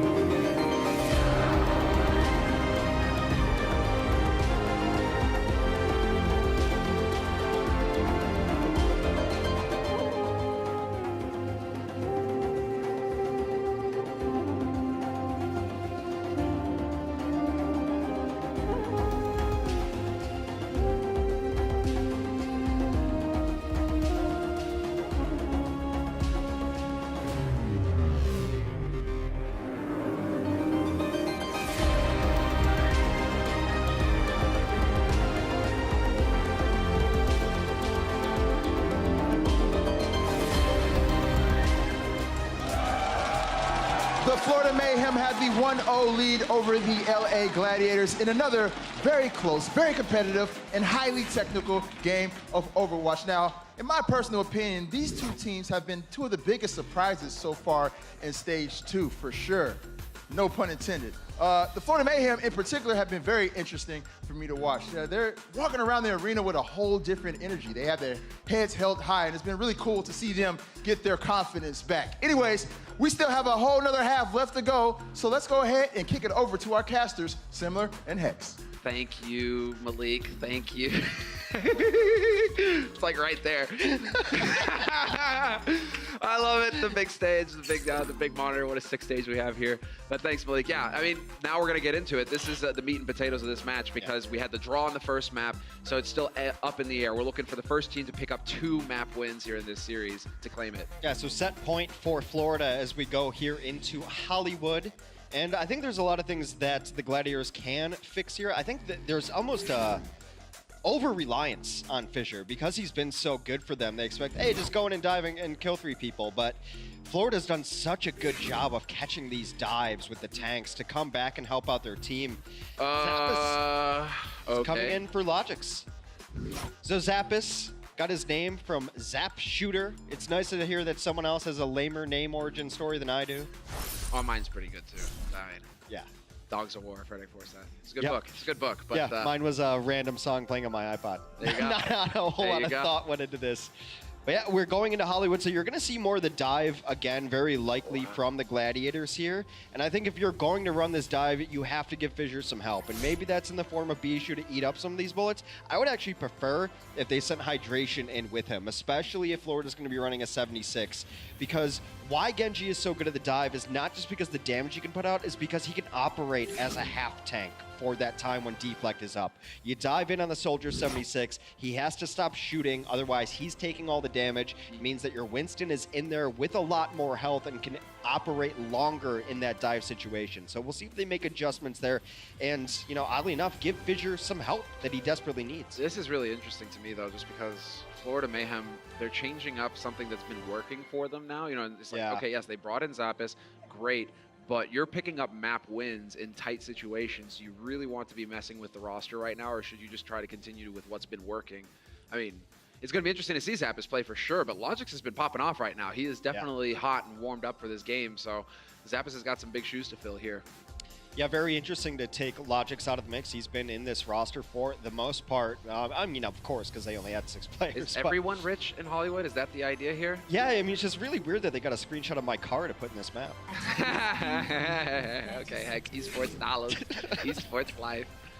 I mean, what we really need to go is over to like this SUV and check the plate there. That would tell us a lot. Yeah? Oh, come on, no plate on it? Come on. Get out of here. Find him. Clearly poor. Yeah, this blue car is also rich. Jesus. All right, and this one, not even. So, what are they trying to tell us here, the devs? What are they trying to tell us? That there are haves and have-nots here at the Goldshire Studios. Fun. Done. All right, let's get into the action, everybody. This is going to be it. Los Angeles Gladiators on the offense is the away team. Florida Mayhem on the defense, starting it off. Zappis is going to be on that Diva. Manitin will be playing the Soldier instead, and there's a grenade for you. The magic apple, but Fissure definitely doesn't want any of that. They put the wall up there too. That's really cool. That's a great way to gain entry here. You often see it on a map like Hanamura, but this works out just as well. Some trades early on. Tavik goes down early to short road, but they have also lost Fissure, who's on his own Roadhog too. This is a really interesting competition from Gladiators. It's designed to take this away. Zabo going down to an icicle. Oh, so sick. These walls have been so key. Tavik with the long range tire trying to get in there. He's gonna go for the D-Mech and he doesn't even manage that. Unfortunate turn of events for him, really committing it. Bijou will get D-Mech'd eventually, though. Surefour, however, is able to remove Swoosh in the meantime. Progress being made here on the point for Los Angeles Gladiators. There's one tick, and the wall going down, further delaying things. 2 ticks picked up. Are they going to be able to just wipe this out? Hydration, giving him the point. They get back in here, do get 1 kill. They are not going to get much more, though, and that should be the full cleanup. The Gladiators running an interesting comp here. Now, what I'm really curious on is if Hydration sticks with this. He's got his ultimate up. It's a Blizzard. not necessarily the most useful going into the second stage of Hollywood unless he can take a slow ride on the elevator to get up top, because that's mostly where the defense is going to be set up. Shore4 is going to look for angles as well here on his Widow. Manitin on the Widow too, so a lot of interesting stuff going on. I like that from D.Va. You know, it's like, sniper. It's like, yeah, we know. It's like the most unhelpful information ever, D.Va, but thank you. It's fine. Lag, maybe, I guess. Zap is going to get frozen in place, and he is going to survive for a little bit longer. They're taking their sweet time with it, but then I guess when you're tasing him to death, you know, you got to really go for the motions. Shore4 not quite connecting with the shots, unfortunately for him. Just bare, nope, never mind. Denied. Tivik not going to let him make it out alive. They get some great value out of that Blizzard there, because not only were they able to get the D.Va, but they also forced out Valkyrie there in an attempt to keep the D.Va alive, which did not work out. Zebo does give his life for it, and the Gladiators have been unstopped so far. Now they're in a great position, already halfway through the Westworld phase of Hollywood. This high ground occupying. Discord Orb is not going to help you here, Zappis. That's going to get a bit dicey for you. He is getting quite a bit of charge for his healers, though, so that is nice. Self-destruct right in the door, but the May wall goes away just a little bit too early there for there to be the big wombo combo monster play. Doesn't matter, though, because they're going to be able to get back here onto the point, start clearing this out. Zap is trying to harass the back line, but he's at risk, and he will get found out in the end. They're able to take Zappis out of mech. So far, he's not had the greatest impact here on his D.Va play. New addition to this roster, still trying to find his home heroes. Shore4 still in the back line, looking for a little bit more.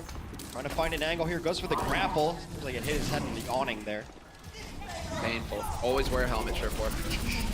So, you can say Shore4 just trying to stay alive. Exactly. Get onto this high ground, start looking for these big angles here. If you could get the D-Mech on Zappis, that would be pretty big. Zappis just going to go diving in, and that's certainly not going to help. And, well, Shore4 not going to get the follow-up, unfortunately for him, but he did the hard work there. No longer the 2-ton mech to deal with. Zappis going to be just with the Bunny Blaster out trying to get him. Meanwhile, the tanks have been pressuring in the back line, and he got them separated out over here. 1v2 from Fissure, and he doesn't even need kills there. He's just separating the team. Hydration has brought out the fist. And he's already going to work. Look at this, getting right into the thick of things. Point blank, finds the kill on Madison. That's going to give a little bit of room to breathe here for the Gladiators, who are continuing to just lock shields and lockstep, march forward to victory. There is no more fun hero to spectate in all of Overwatch than Doomfist. So fun to watch these animations, punching people through the walls. And he's a difficult hero to counter. He's got some hard counters to him, but none of them are really great in this situation. If Pharah is a great counter to a Doomfist, a McCree can also work as well.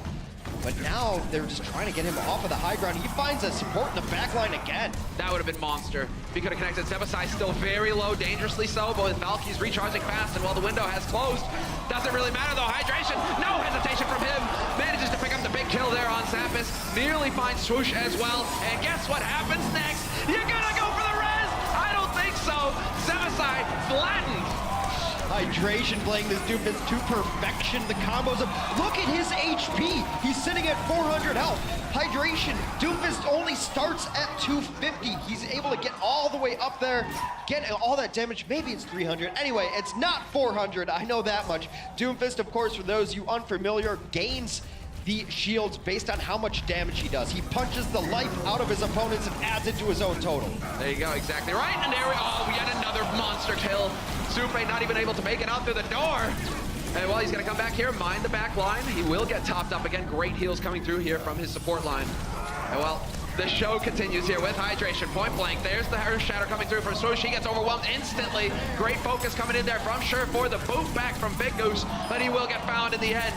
The fight continues as Manitin is just going whole hog on the point. And it's looking like there will be enough time here for Gladiators to get another push out of it if they want to back off and reset. Yeah, they just need to stay up here, though. Manitin low, but he will get himself healed up. The Pulse Bomb onto Hydration finally ended his reign of terror from Tivik.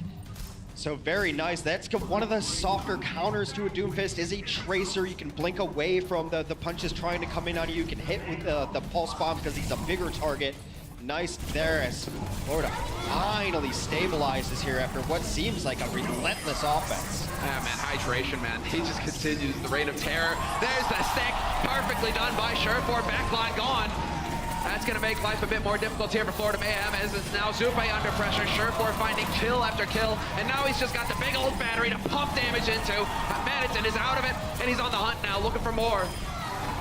Surefour's had one of his best games of the entire Overwatch League so far today, be it on Widow, be it on Tracer. They will finish out Hollywood in a blazing fast time. That's right, it is your boy, Hydration. It's your boy! And they even have the foam fist. Hydration, luckily for him, has the real deal. Otherwise, that would get awkward. Surefour extremely excited about his performance. Yeah, you can say, man. Just an open book, this man. That's kind of how he is, though. He's just a chill guy, does his job, shows up. But he had a little rough day yesterday, I thought. I thought generally against the Houston Outlaws, he had some, lives that weren't... Missed opportunities. Yeah, the highest of tiers. But today, even when he's missing opportunities, he forgets it immediately, goes towards it. But we'll see what the Gladiators had to say as they push towards point B. Go! Rush! Flash! Rush! 10 mega! Kill 10 mega! Sen one point. I'm close to beat.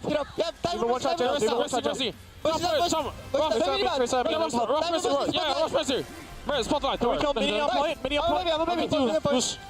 Ligger point.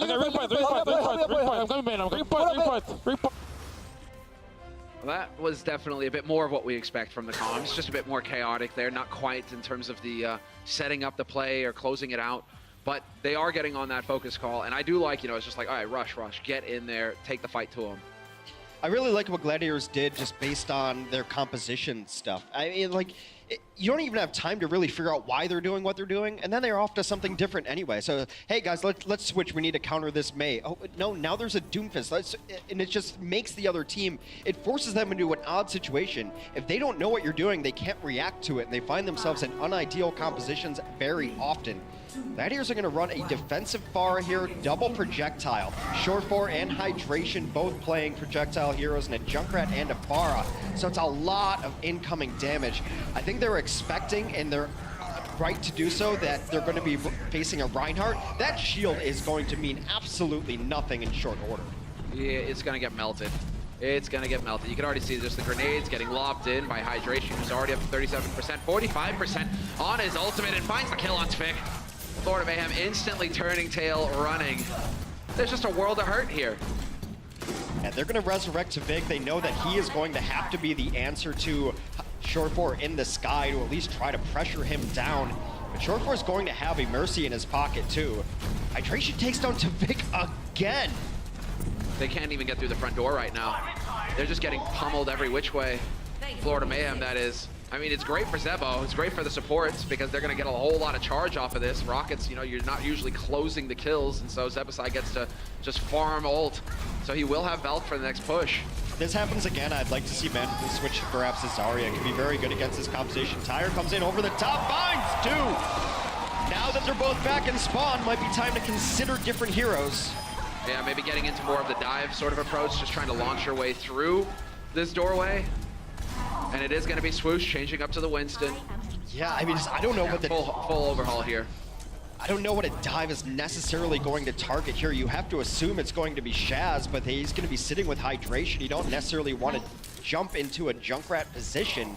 See if Maniton can find anything here. Ooh, does not find the headshot he needs. That's unfortunate. That would have been a big one right there. Shaz, no chance for that next fight. Big opportunity. Instead, it's going to be the counter dive coming out here from Los Angeles Gladiators, realizing that things have changed, that they're not dealing with the same roster. Still, Maniton will find the kill on Surefour to kick things off. Swoosh, however, getting traded back, not getting that support because Zebasai is worried about Maniton, worried about topping up the rest of the team. That's very nice to switch onto the Widow just to be able to take care of the threat in the sky. Surefour is now off of that bar. Gonna go to a McCree of his own. That's an attempt to stop the dive. Can really put a problem into the lap of the Genji player. That's Tvik on the other side of things. I mean, you got a minute 42 left on this clock. Maniton, pretty sure where the Zenyatta is. Just wants to make certain. Maybe he was seeing things. But yeah. Swoosh will move. Actually, this is big. Swoosh with the health. They get that dive working. They find Shaz. They find Big Goose. Here we go for Florida Mayhem. This is the golden opportunity. Now is when you need to do the damage. Hydration barely hanging in there, but Zappis finds the angle on him. And we will get the D-Mech on Bishu. Self-destruct thrown in there by Zappis. It's not necessary. They didn't need it. Hydration was coming in, not even trying to live through that. If Hydration had designs of staying in that fight, he would not have walked forward into that as he was going. He only needed to hit one more grenade or even splash him. Jory could have just waited passively to charge his tire, but he wants to save it for this next fight. They had given up on that fight. That's why he walked in straight into that. And now we've got a lot of big ultimates coming online for both sides. Most notably to Vic's Blade. We've also got a Transcendence. Perhaps the tire can stop this before it starts. Manatin getting the better short forward. Nice pick. That's a big one, but Hydration, he got 2 kills last time. Let's see if he can do better this one. Not gonna happen.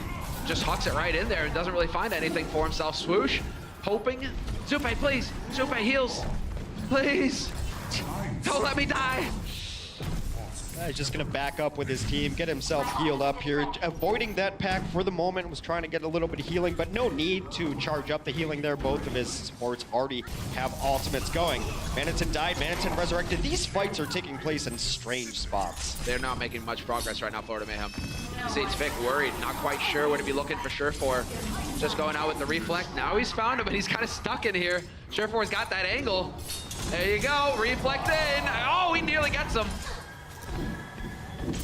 Vic's still been holding onto this blade for a while, been very patient with this. Might be time now if they can clean up these tanks in the backline to reinitiate with a blade of his own. Is he just waiting for Shaz and the trance? Or are they trying to wait to see if they can get the force there? Zupe finds the kill on Bishu. Surefour is gone, and now really, this has got to be it here for Florida Mayhem. This is when you got to just be shouting, go, get on the point, start making progress, because the Gladiators have to give ground. Yeah, it's a 6v4. They want to send their tanks forward and Tavik forward so they can try to lock this door up here. Tavik's going to watch left side, tanks will watch right side. The moment they see anyone step a little bit too far out, they're going to go after it. But right now, they're happy to just lock these doors and take all the free push they've got in the cart. Support sitting back there in the unenviable duty of cart pusher. No fun, no fun. Yeah, but Surefour, you could tell earlier, you know, no fun allowed. He's definitely here to shut you down. They do manage to make their way out through the doors, and now Tavik is going to be looking for his angle here, and he does spot a valuable target. Surefour hangs in there by a thread. That's frustrating for Tavik. Definitely saw an opportunity, but hey, he's going to be feeling pretty good now. The trance has been forced out, so nothing to stand in the way of his Dragon Blade. Well, the problem is that Zupe did go down in that fight, so they might not even want to continue to fight. And now they definitely will not, as Tavik is turned into modern art against that wall, will get resurrected. They really are keeping these fights going forever, but then you get that cleave damage in. Fisher with perfect positioning right on top of him. Both tanks, they really are sticking together. They're tied together at the hip right now for Los Angeles Gladiators. Wherever Fisher goes, Bishu is not far away. Florida has banked up nearly every ultimate that they could possibly want. Hydration's going to have another tire yet again. Florida might play this a little bit slower just to wait until Zebo gets his Valkyrie. Then they can go in. You know what, a Valkyrie can actually even keep up with Tavik. They could pocket Tavik on a blade. We haven't seen it, but I'm willing to watch it, and I hope it happens, actually. Could very well happen as the Valk goes out. There we go. Now Twig is going to find his opening with the blade. Oh, nearly dies to the grenade. The chaos reigns. The hack is there, but Twinkling going to get the one out of it. Shaz having none of it. Manatin has to get on this point, has to get this high ground, and if he can hit this shot, this would be massive. Surefour, both of the snipers missing their crucial key shots, and it's going to be Hydration just once again dropping Swoosh with the tire. Zebo did pop the Valkyrie in that fight, but it was way too late to save Tavik. Manatin's able to take down Surefour, so now they have no worries about that. Surefour back in the mix, though. And well, it is going to be Fisher closing things out, literally punching him into the face. This is it. Manatin eventually wears him down, but it's still just going to be the man Tavik in question. Manatin still hanging around on this card. Zebasai dangerously low, just dancing around on the edge. Bishu not quite able to connect with that kill, but eventually they'll get around to clipping Zebo's wings. Overtime runs out, and it will be the Los Angeles Gladiators tying up this series 1-1 in maps. We will be going into a decisive map number 4. As we did draw out on the first map, the Gladiators throwing curveball after curveball at Florida. Florida unable to adapt on their defense and then unable to push it through. Some nice tire play out of Hydration to shut down some of those pushes before he started. And of course, he ends it on the Doom Fist. Yeah, style points acquired, and we saw what he was capable of. Hopefully we'll see some more here on the last map coming into this series as the Meteor Strike. Yeah, stylish. We're taking a break, guys, and we'll come back in just a second for map 4 of this series. The Overwatch League is brought to you by T-Mobile, America's best unlimited network. Omen by HP, the official PC and display of the Overwatch League. And by Intel, the official computer processor of the Overwatch League.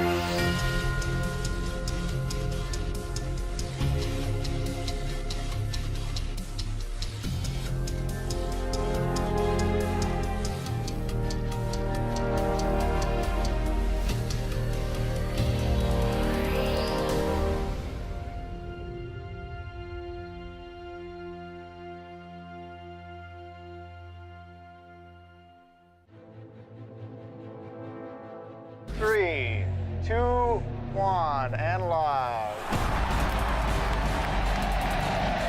Welcome to the party. Oh my goodness! No! So many stars on this lineup. And this is where we see the high quality Overwatch, everybody.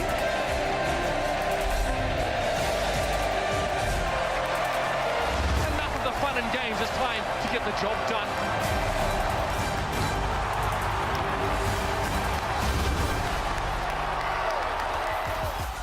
Welcome back, everybody. You can't help but grin when you see Prophet's reaction there at the end of that clip. I mean, how hyped the London Spitfire were at the end of the playoffs of Stage 1. That's what it's all about. Yeah. That's what it's all about. See them coming up next, I believe. Play San Francisco. It will be our next match. But we've still got business to finish here. It is tied up 1-1 in a decisive map 4 here. Druada and Volskaya. Asher coming in for hydration. And I believe our friend Logix will be back in. Yes, and they're going to be kicking themselves, I think, Florida Mayhem, without, bringing Zappis in, taking Logix out, messing with something that was working for them. Yes, okay, Zappis got some play time, but it very well could have been Florida Mayhem winning this series hands down and going into a map 4 where it's just like, okay, we're comfy, we've already won. So now there's going to be that additional pressure here on Florida Mayhem to stand up and get the job done here versus the Gladiators on Route 66. I mean, I understand it's a long-term goal. You have to integrate Zappis, give him some playing time. but it was working. If it ain't broke, don't fix it. And that's kind of a domino effect, too, because then you have Manitin who has to play the Widowmaker instead of Logix. There are some shots that, I mean, you believe that Logix would have hit, that Manitin did not. And Hollywood was essentially just chaos and a bit of a mess on both sides. But I like that Gladiators forced it into chaos, which is what I really liked about it. They're running kind of an interesting composition. They get that really cool May wall into the rotation to take over Cafe, but that is neither here nor there. Gladiators tied it up. We're into Route 66, and I'd be a little bit surprised if we don't end up seeing Sombra here, at least at some point in time. This is one of her better maps. Yeah, it is one of her better maps. And, well, I don't think that Florida can be feeling too raw about this, because there's no reason to hide. No, we're not getting it. All right, never mind. That was a bit too vague. I was waiting for the whip. Yeah, Come on, he said rawhide. There it is. There it is. I get it. You have to just put them together. You can't, can't get too clever here. Fine. Yeah. It is going to be no Sombra for you, Hex. Never been an issue with me being too clever. Yeah, well. It's never been a problem. Neither of us, actually, I think. Very, very down to earth. I keep it simple. Well, I said I'd be surprised if there was no Sombra. No Sombra here for the side of Florida. Perhaps it's because the Gladiators have been running kind of stuff that goes against a Sombra. You can run a McCree. I was actually hoping for the Sombra because I think the counter to Sombra that's really fun to watch that I thought the Gladiators could pull out is you run a May on it and you try to get them all into that side hallway with the Mega Pack and then wall it up. Yeah. Call the meat locker, you put them in the freezer, then you absolutely win the fight based off that. But no Sombra on either side of things, no Widow either. So Florida gonna run, got a Tvik onto the Junkrat and then a long distance healer in Seboside's Ana here. Yeah, and Logic's back on his Tracer, but that's what happens. Oh, that's painful. Fisher and Sureforce starting it off strong here for the Gladiators. Florida Mayhem now at risk of getting overwhelmed after first contact. Yeah, just let Manitin live. At least a little bit longer. Sureforce finds a headshot eventually. Sureforce, man, he is really warming up on this Widow. Manitin wasn't really able to go toe-to-toe with him in the duels, at least on Hollywood. So we'll have to see if there's going to be any kind of change to the strategy here for Florida Mayhem, but it's not looking like... Oh, no, yes, Tvik has swapped off. Tvik's going to swap off into the Genji. It's very good to at least pressure out the Widow, make her uncomfortable. It means that your tanks can play with your backline more instead of having to dive the Widow. Already, though, it's going to be in a rough spot for Florida here as they have to come in through this doorway, and they are greeted by Bishu's Diva.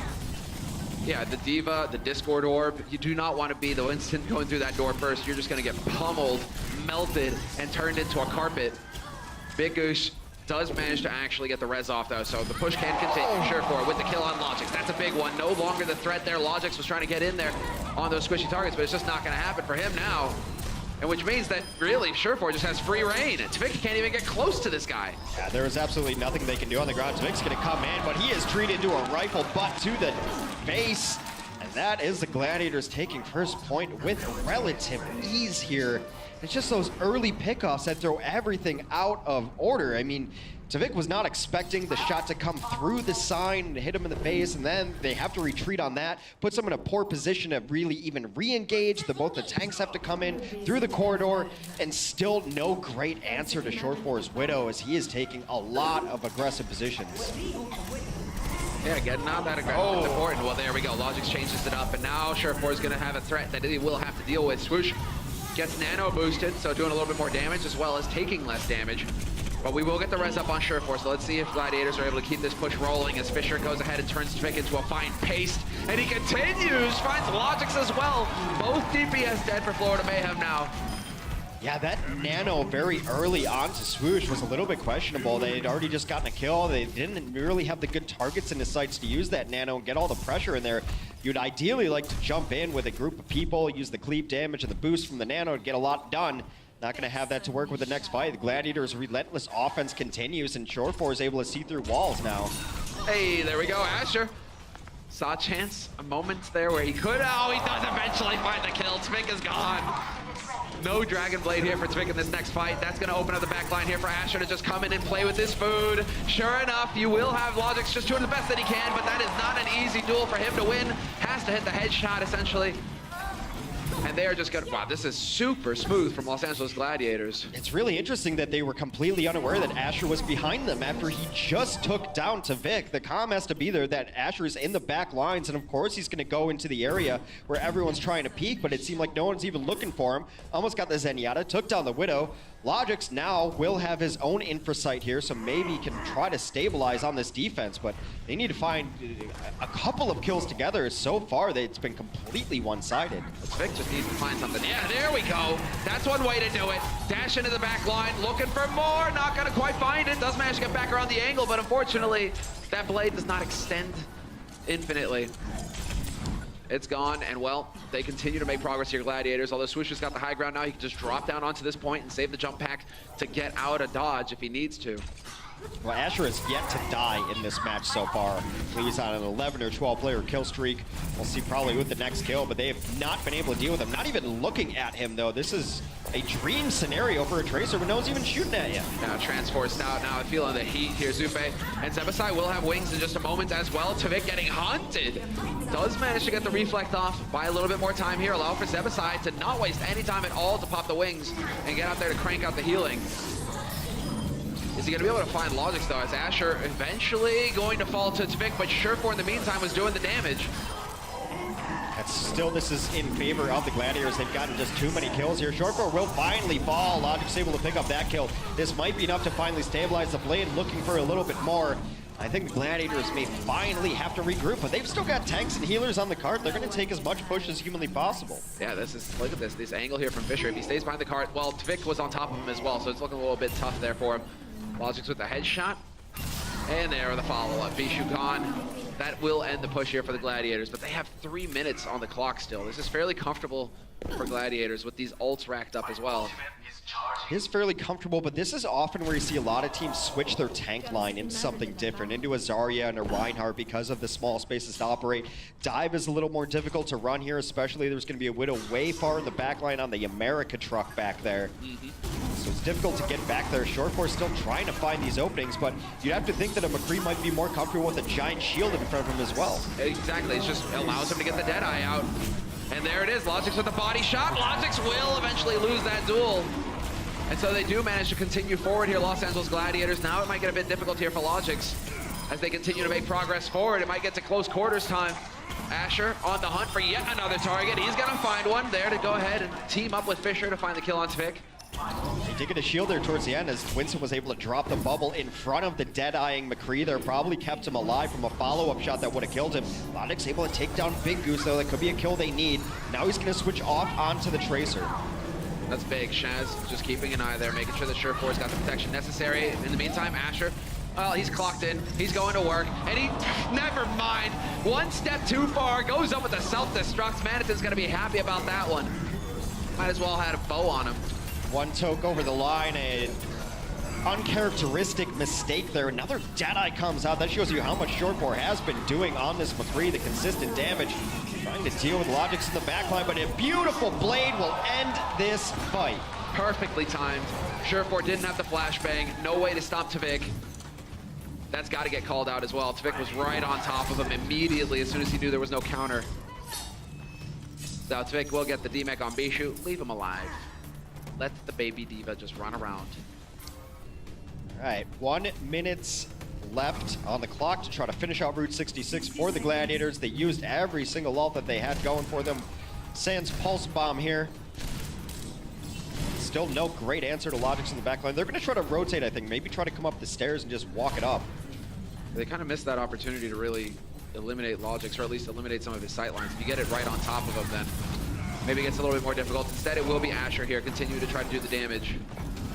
Spotted out. They know where the Widow is playing from now, so that should allow them to close some angles. No real answer, though, unless Surefour hits a monster headshot or Bishu can get up there to disroot or unroot him. Yeah, it's a really interesting spot. You don't see it a whole lot on this map, actually. Logix, a really cool play there. Tavik gets in there again. Trades back and forth, but this will favor the defense. They're spawned right on the point. Beautiful shot from Logix. Yeah, Logix is just putting on a masterclass right now. There we go, the follow-up on Surefour. 10 seconds remain, and there is just not enough time here for Los Angeles Gladiators. Fisher surely not going to be hanging around here much longer. He's going to go for the Mad Leaf onto the point, trying to keep it alive. He's got the Primal, so he can stay just a little bit longer. Just barely ekes it back out around the corner. So far, the only thing slowing down Logix are floating platforms. Another blade from Tavik gets in the reflex, the Deadeye. Stylish. Asher, though, with 2 on the pulse. too little too late, I think, as Logix and Tvik will clean up the rest of it. That is where the payload will stop. And in those situations, you kind of just need a Widow to counter the Widow. You don't have to win the duel all the time. You have to make the other Widow uncomfortable. But, you know, a difficult spot there. I mean, the McCree did somewhat enough. I don't know. It's interesting, but when you have a Widow going off like that, it has to become priority 1 or priority non-existent. You have to either ignore it and try to take a 6v5 elsewhere. That's never good to ignore a Widow either. So Logix absolutely showing up. No, with the angles as well. Yeah, it was a cool spot. This is something with the Gladiators, though, where it's like, okay, unless Surefour is really feeling it, right? You know, Asher, right? We've seen them kind of struggle on the Widow, so if it's not part of the game plan, maybe they aren't feeling the duel, trying to stick to their game plan, but they've come into it before.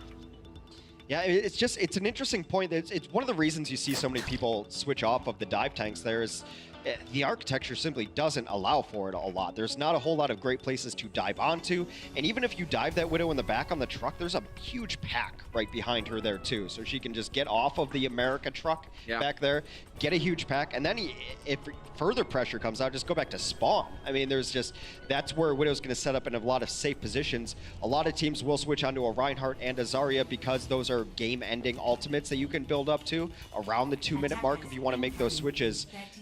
Such adjustments did not come out, but then I understand it because there were glimmers of hope from the composition that they were running, that nice Deadeye that they got there onto Logix towards the end, working well with his Winston to sit behind the shield, just never able to string enough kills together.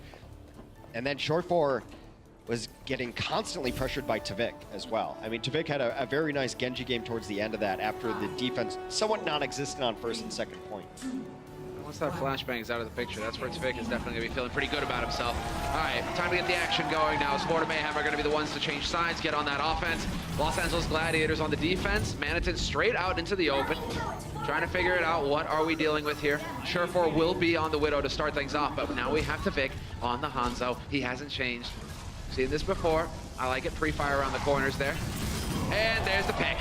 Fisher dying way out in the open as well. That's not going to make life easy for Big Goose to get that res off.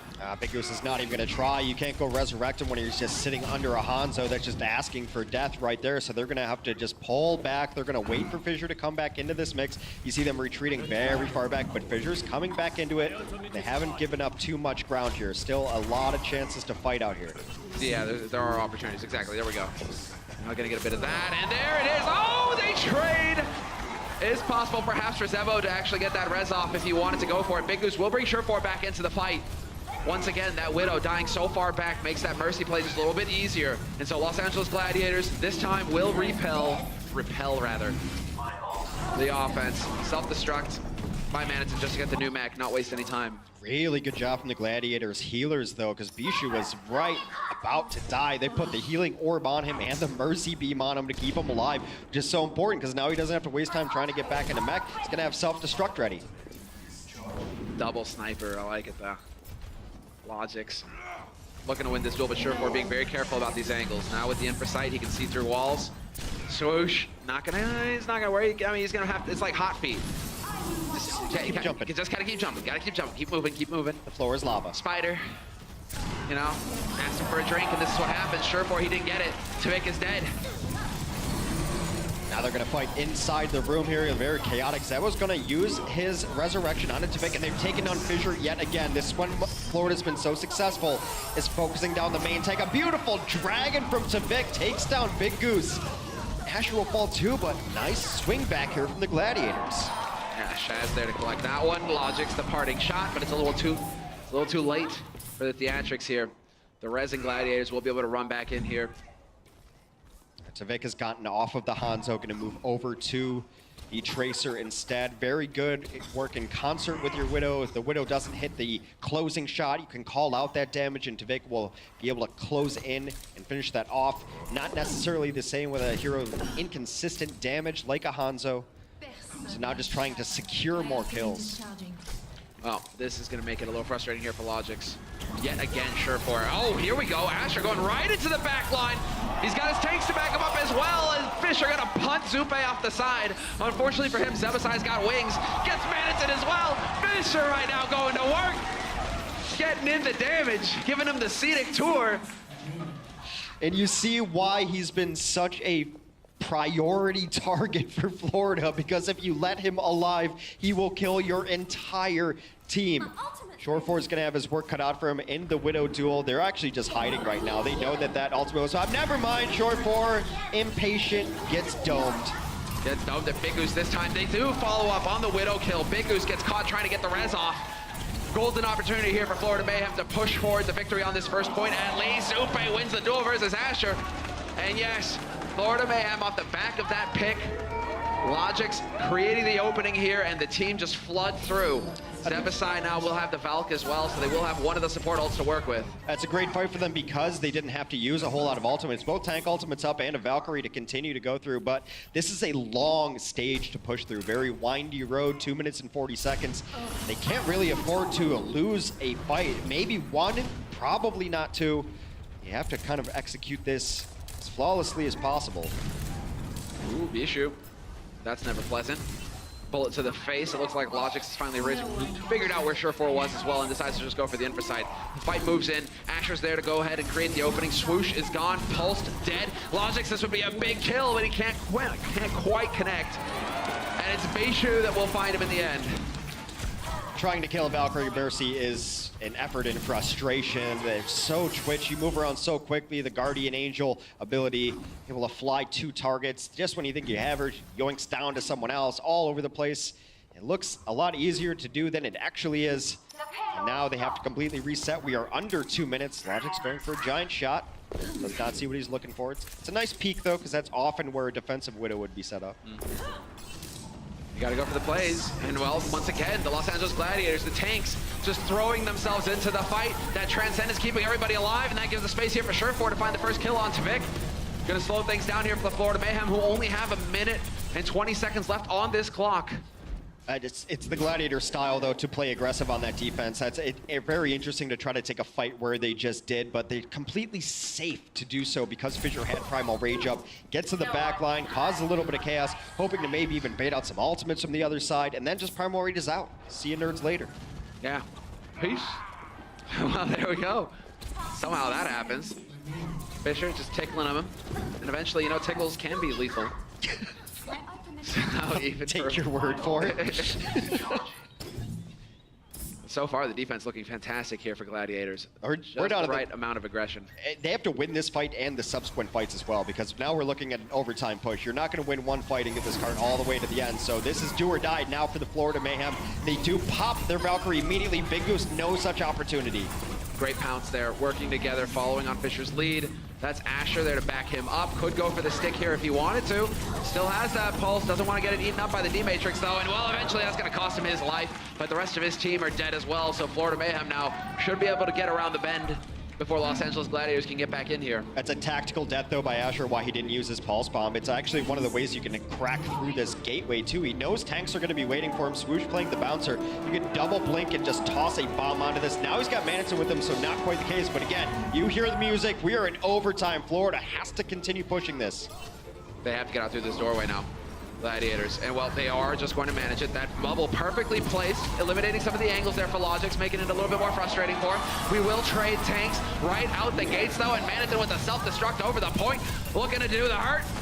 Just barely going to be able to survive that one. Big Goose does get the res off on Fissure though. That's a big deal. Now we have a monkey back in play here for Gladiators. That might be enough to turn the tide as Zupe has to give ground. The trance waves off, and Fissure pounds him into the ground. Better ultimate management so far for the Los Angeles Gladiators, but Logix puts it on his shoulders. He's trying to bring this back. He gets 2 kills on the supports. It might be enough. Shore 4 comes in late, though. Shore 4 late, but he is doing hurt. He is doing damage, but it's not enough. Los Angeles pulled through in the end. They managed to get that second point. Defended properly. Los Angeles Gladiators will take the series 2-1. See pure relief on the face of Shore 4 there. A very scrappy battle between these two teams. In the end, Fissure was able to pop Primal Rage, knock him off the cart. That's all it is. And in objective-based games, you can trade kills all day. But if you defend your objective, you're going to win. Florida continues to improve. The Gladiators, they set up on the desk that they only need to win out their season to have stage 2 playoff chances. They've got 1 out of 3. 1 out of 3. 2 matches coming up next week. Florida going to be feeling a bit frustrated with that result. Definitely within their grasp at the beginning of this series, but it looked like the game plan came back into focus for the Los Angeles Gladiators. You've got Fisher. Just follow Fisher. Stay with him.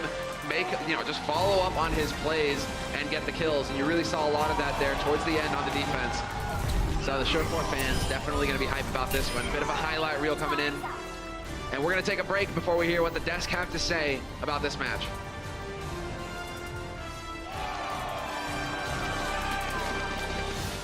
The Overwatch League is brought to you by Intel, the official computer processor of the Overwatch League. T-Mobile, America's best unlimited network. And by Omen by HP, the official PC and display of the Overwatch League.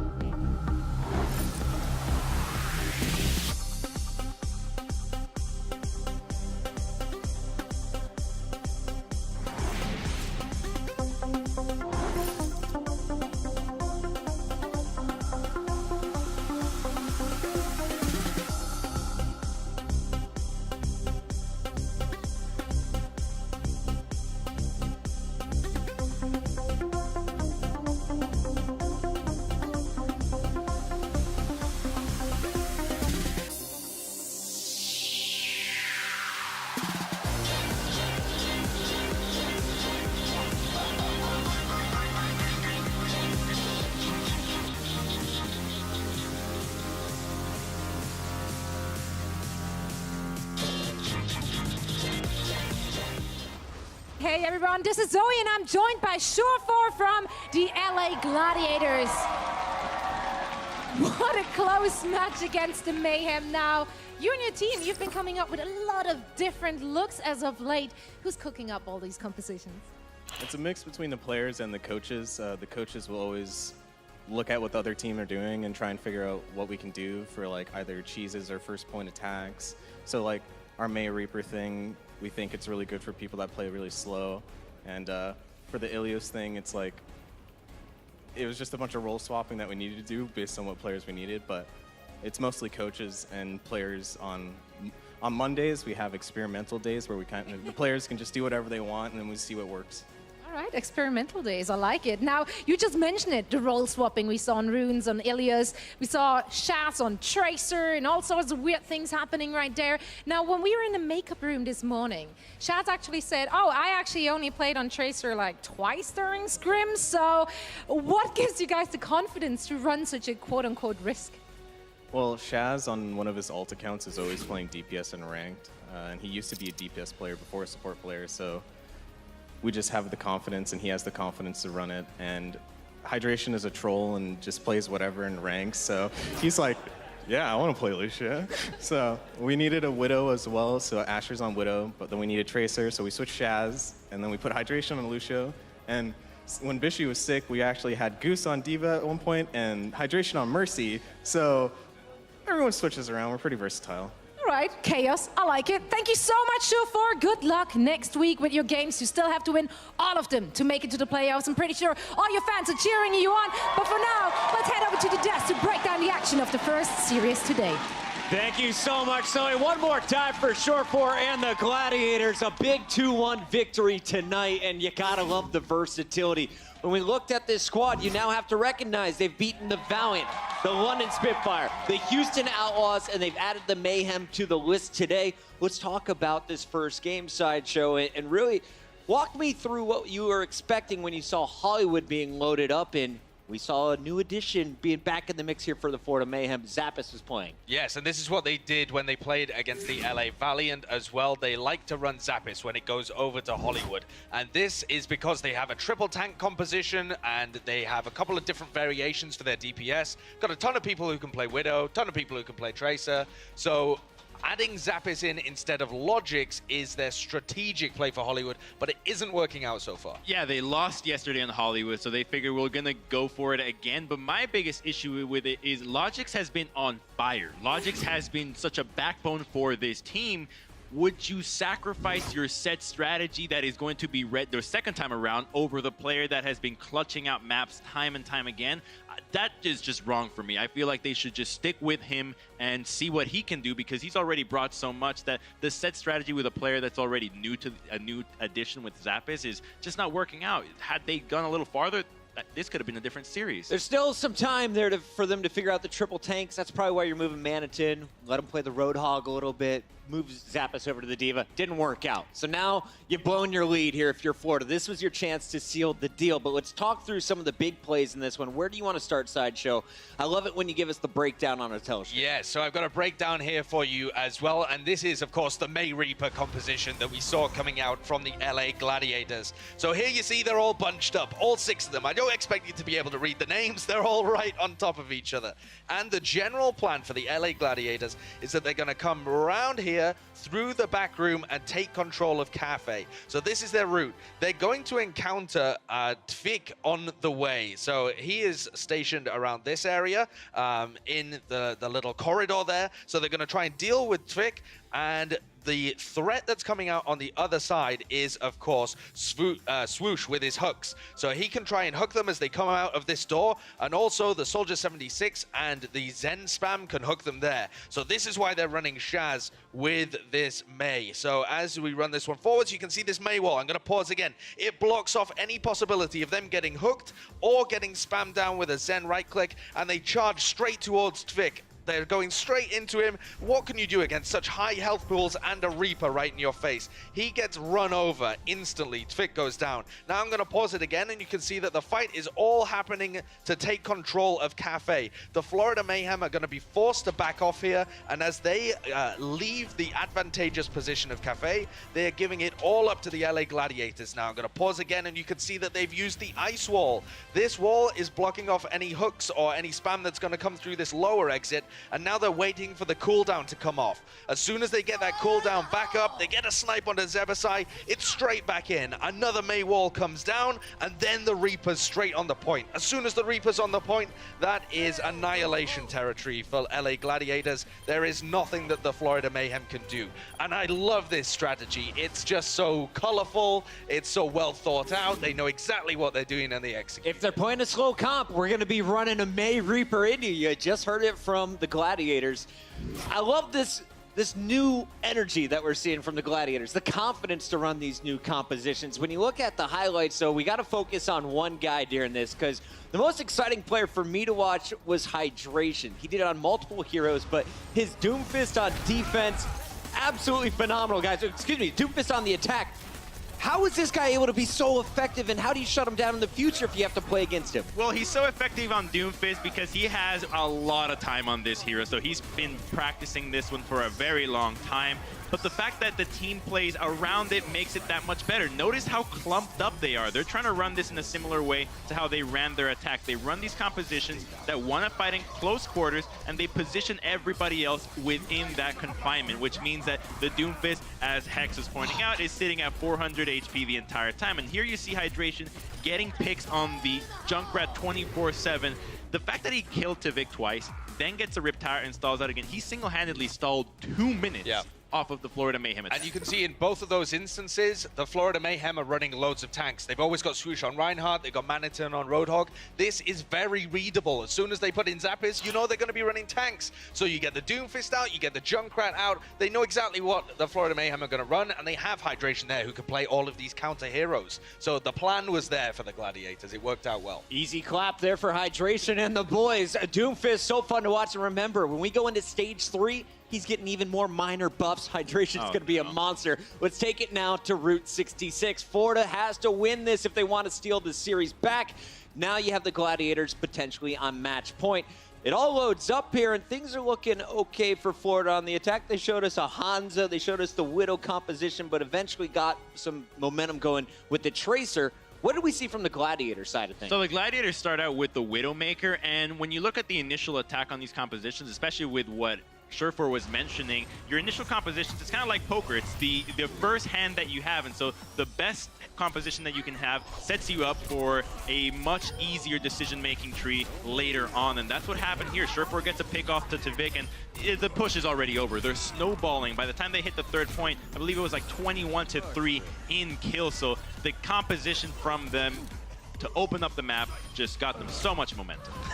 That's a great one at the end there as well. The Widow and the Outplayed. Trading places. Outplayed with the scatter arrow. Got him. All right, so we seen some big picks from the Widow, but at the end of it, this was just a scrum, the final point. Florida trying to push this, trying to tie things up. The Gladiators hold strong. And walk me through this sideshow, because we thought this was over for the Mayhem way early. Gladiators stall it back out, and this one just kept going on and on again. It did, yeah. Maniton got a nice self-destruct that forced people off the point. They both trade the Transcendence. At this point, you're thinking Florida Mayhem have got such a spawn disadvantage. They have so much further to run. How can they possibly win this? And then Logix kills both of their healers, and you're thinking maybe there's a chance. Just possibly. But Maniton's already been demeched. Swoosh is just a little too late, and they can't pull it out. But it's testament to how close this game was, that if, say, Volskaya doesn't end in a draw and instead goes to Florida, say they're able to pull out some different strategy on Hollywood or win that final fight, this game could have gone differently. It's so close between these two teams. You know, a lot of times when you look at these very close fights at the very end, it's a matter of looking at the support ultimates that get blown. And the fact that the Florida Mayhem used their Zenyatta ultimate before and then gets followed up by the Gladiators is a pretty good sign that the Gladiators are going to win that fight. So next time you look at a fight, you can always zero in on support ults, the most powerful ults in the game, really, when it comes to swinging fights. Guy who used this last typically gets the edge. It wasn't as clean as they hoped, but the Gladiators get the win, and it's time now to crown one of them as our player of the match, sponsored by Omen by HP. Where are we going today, boys?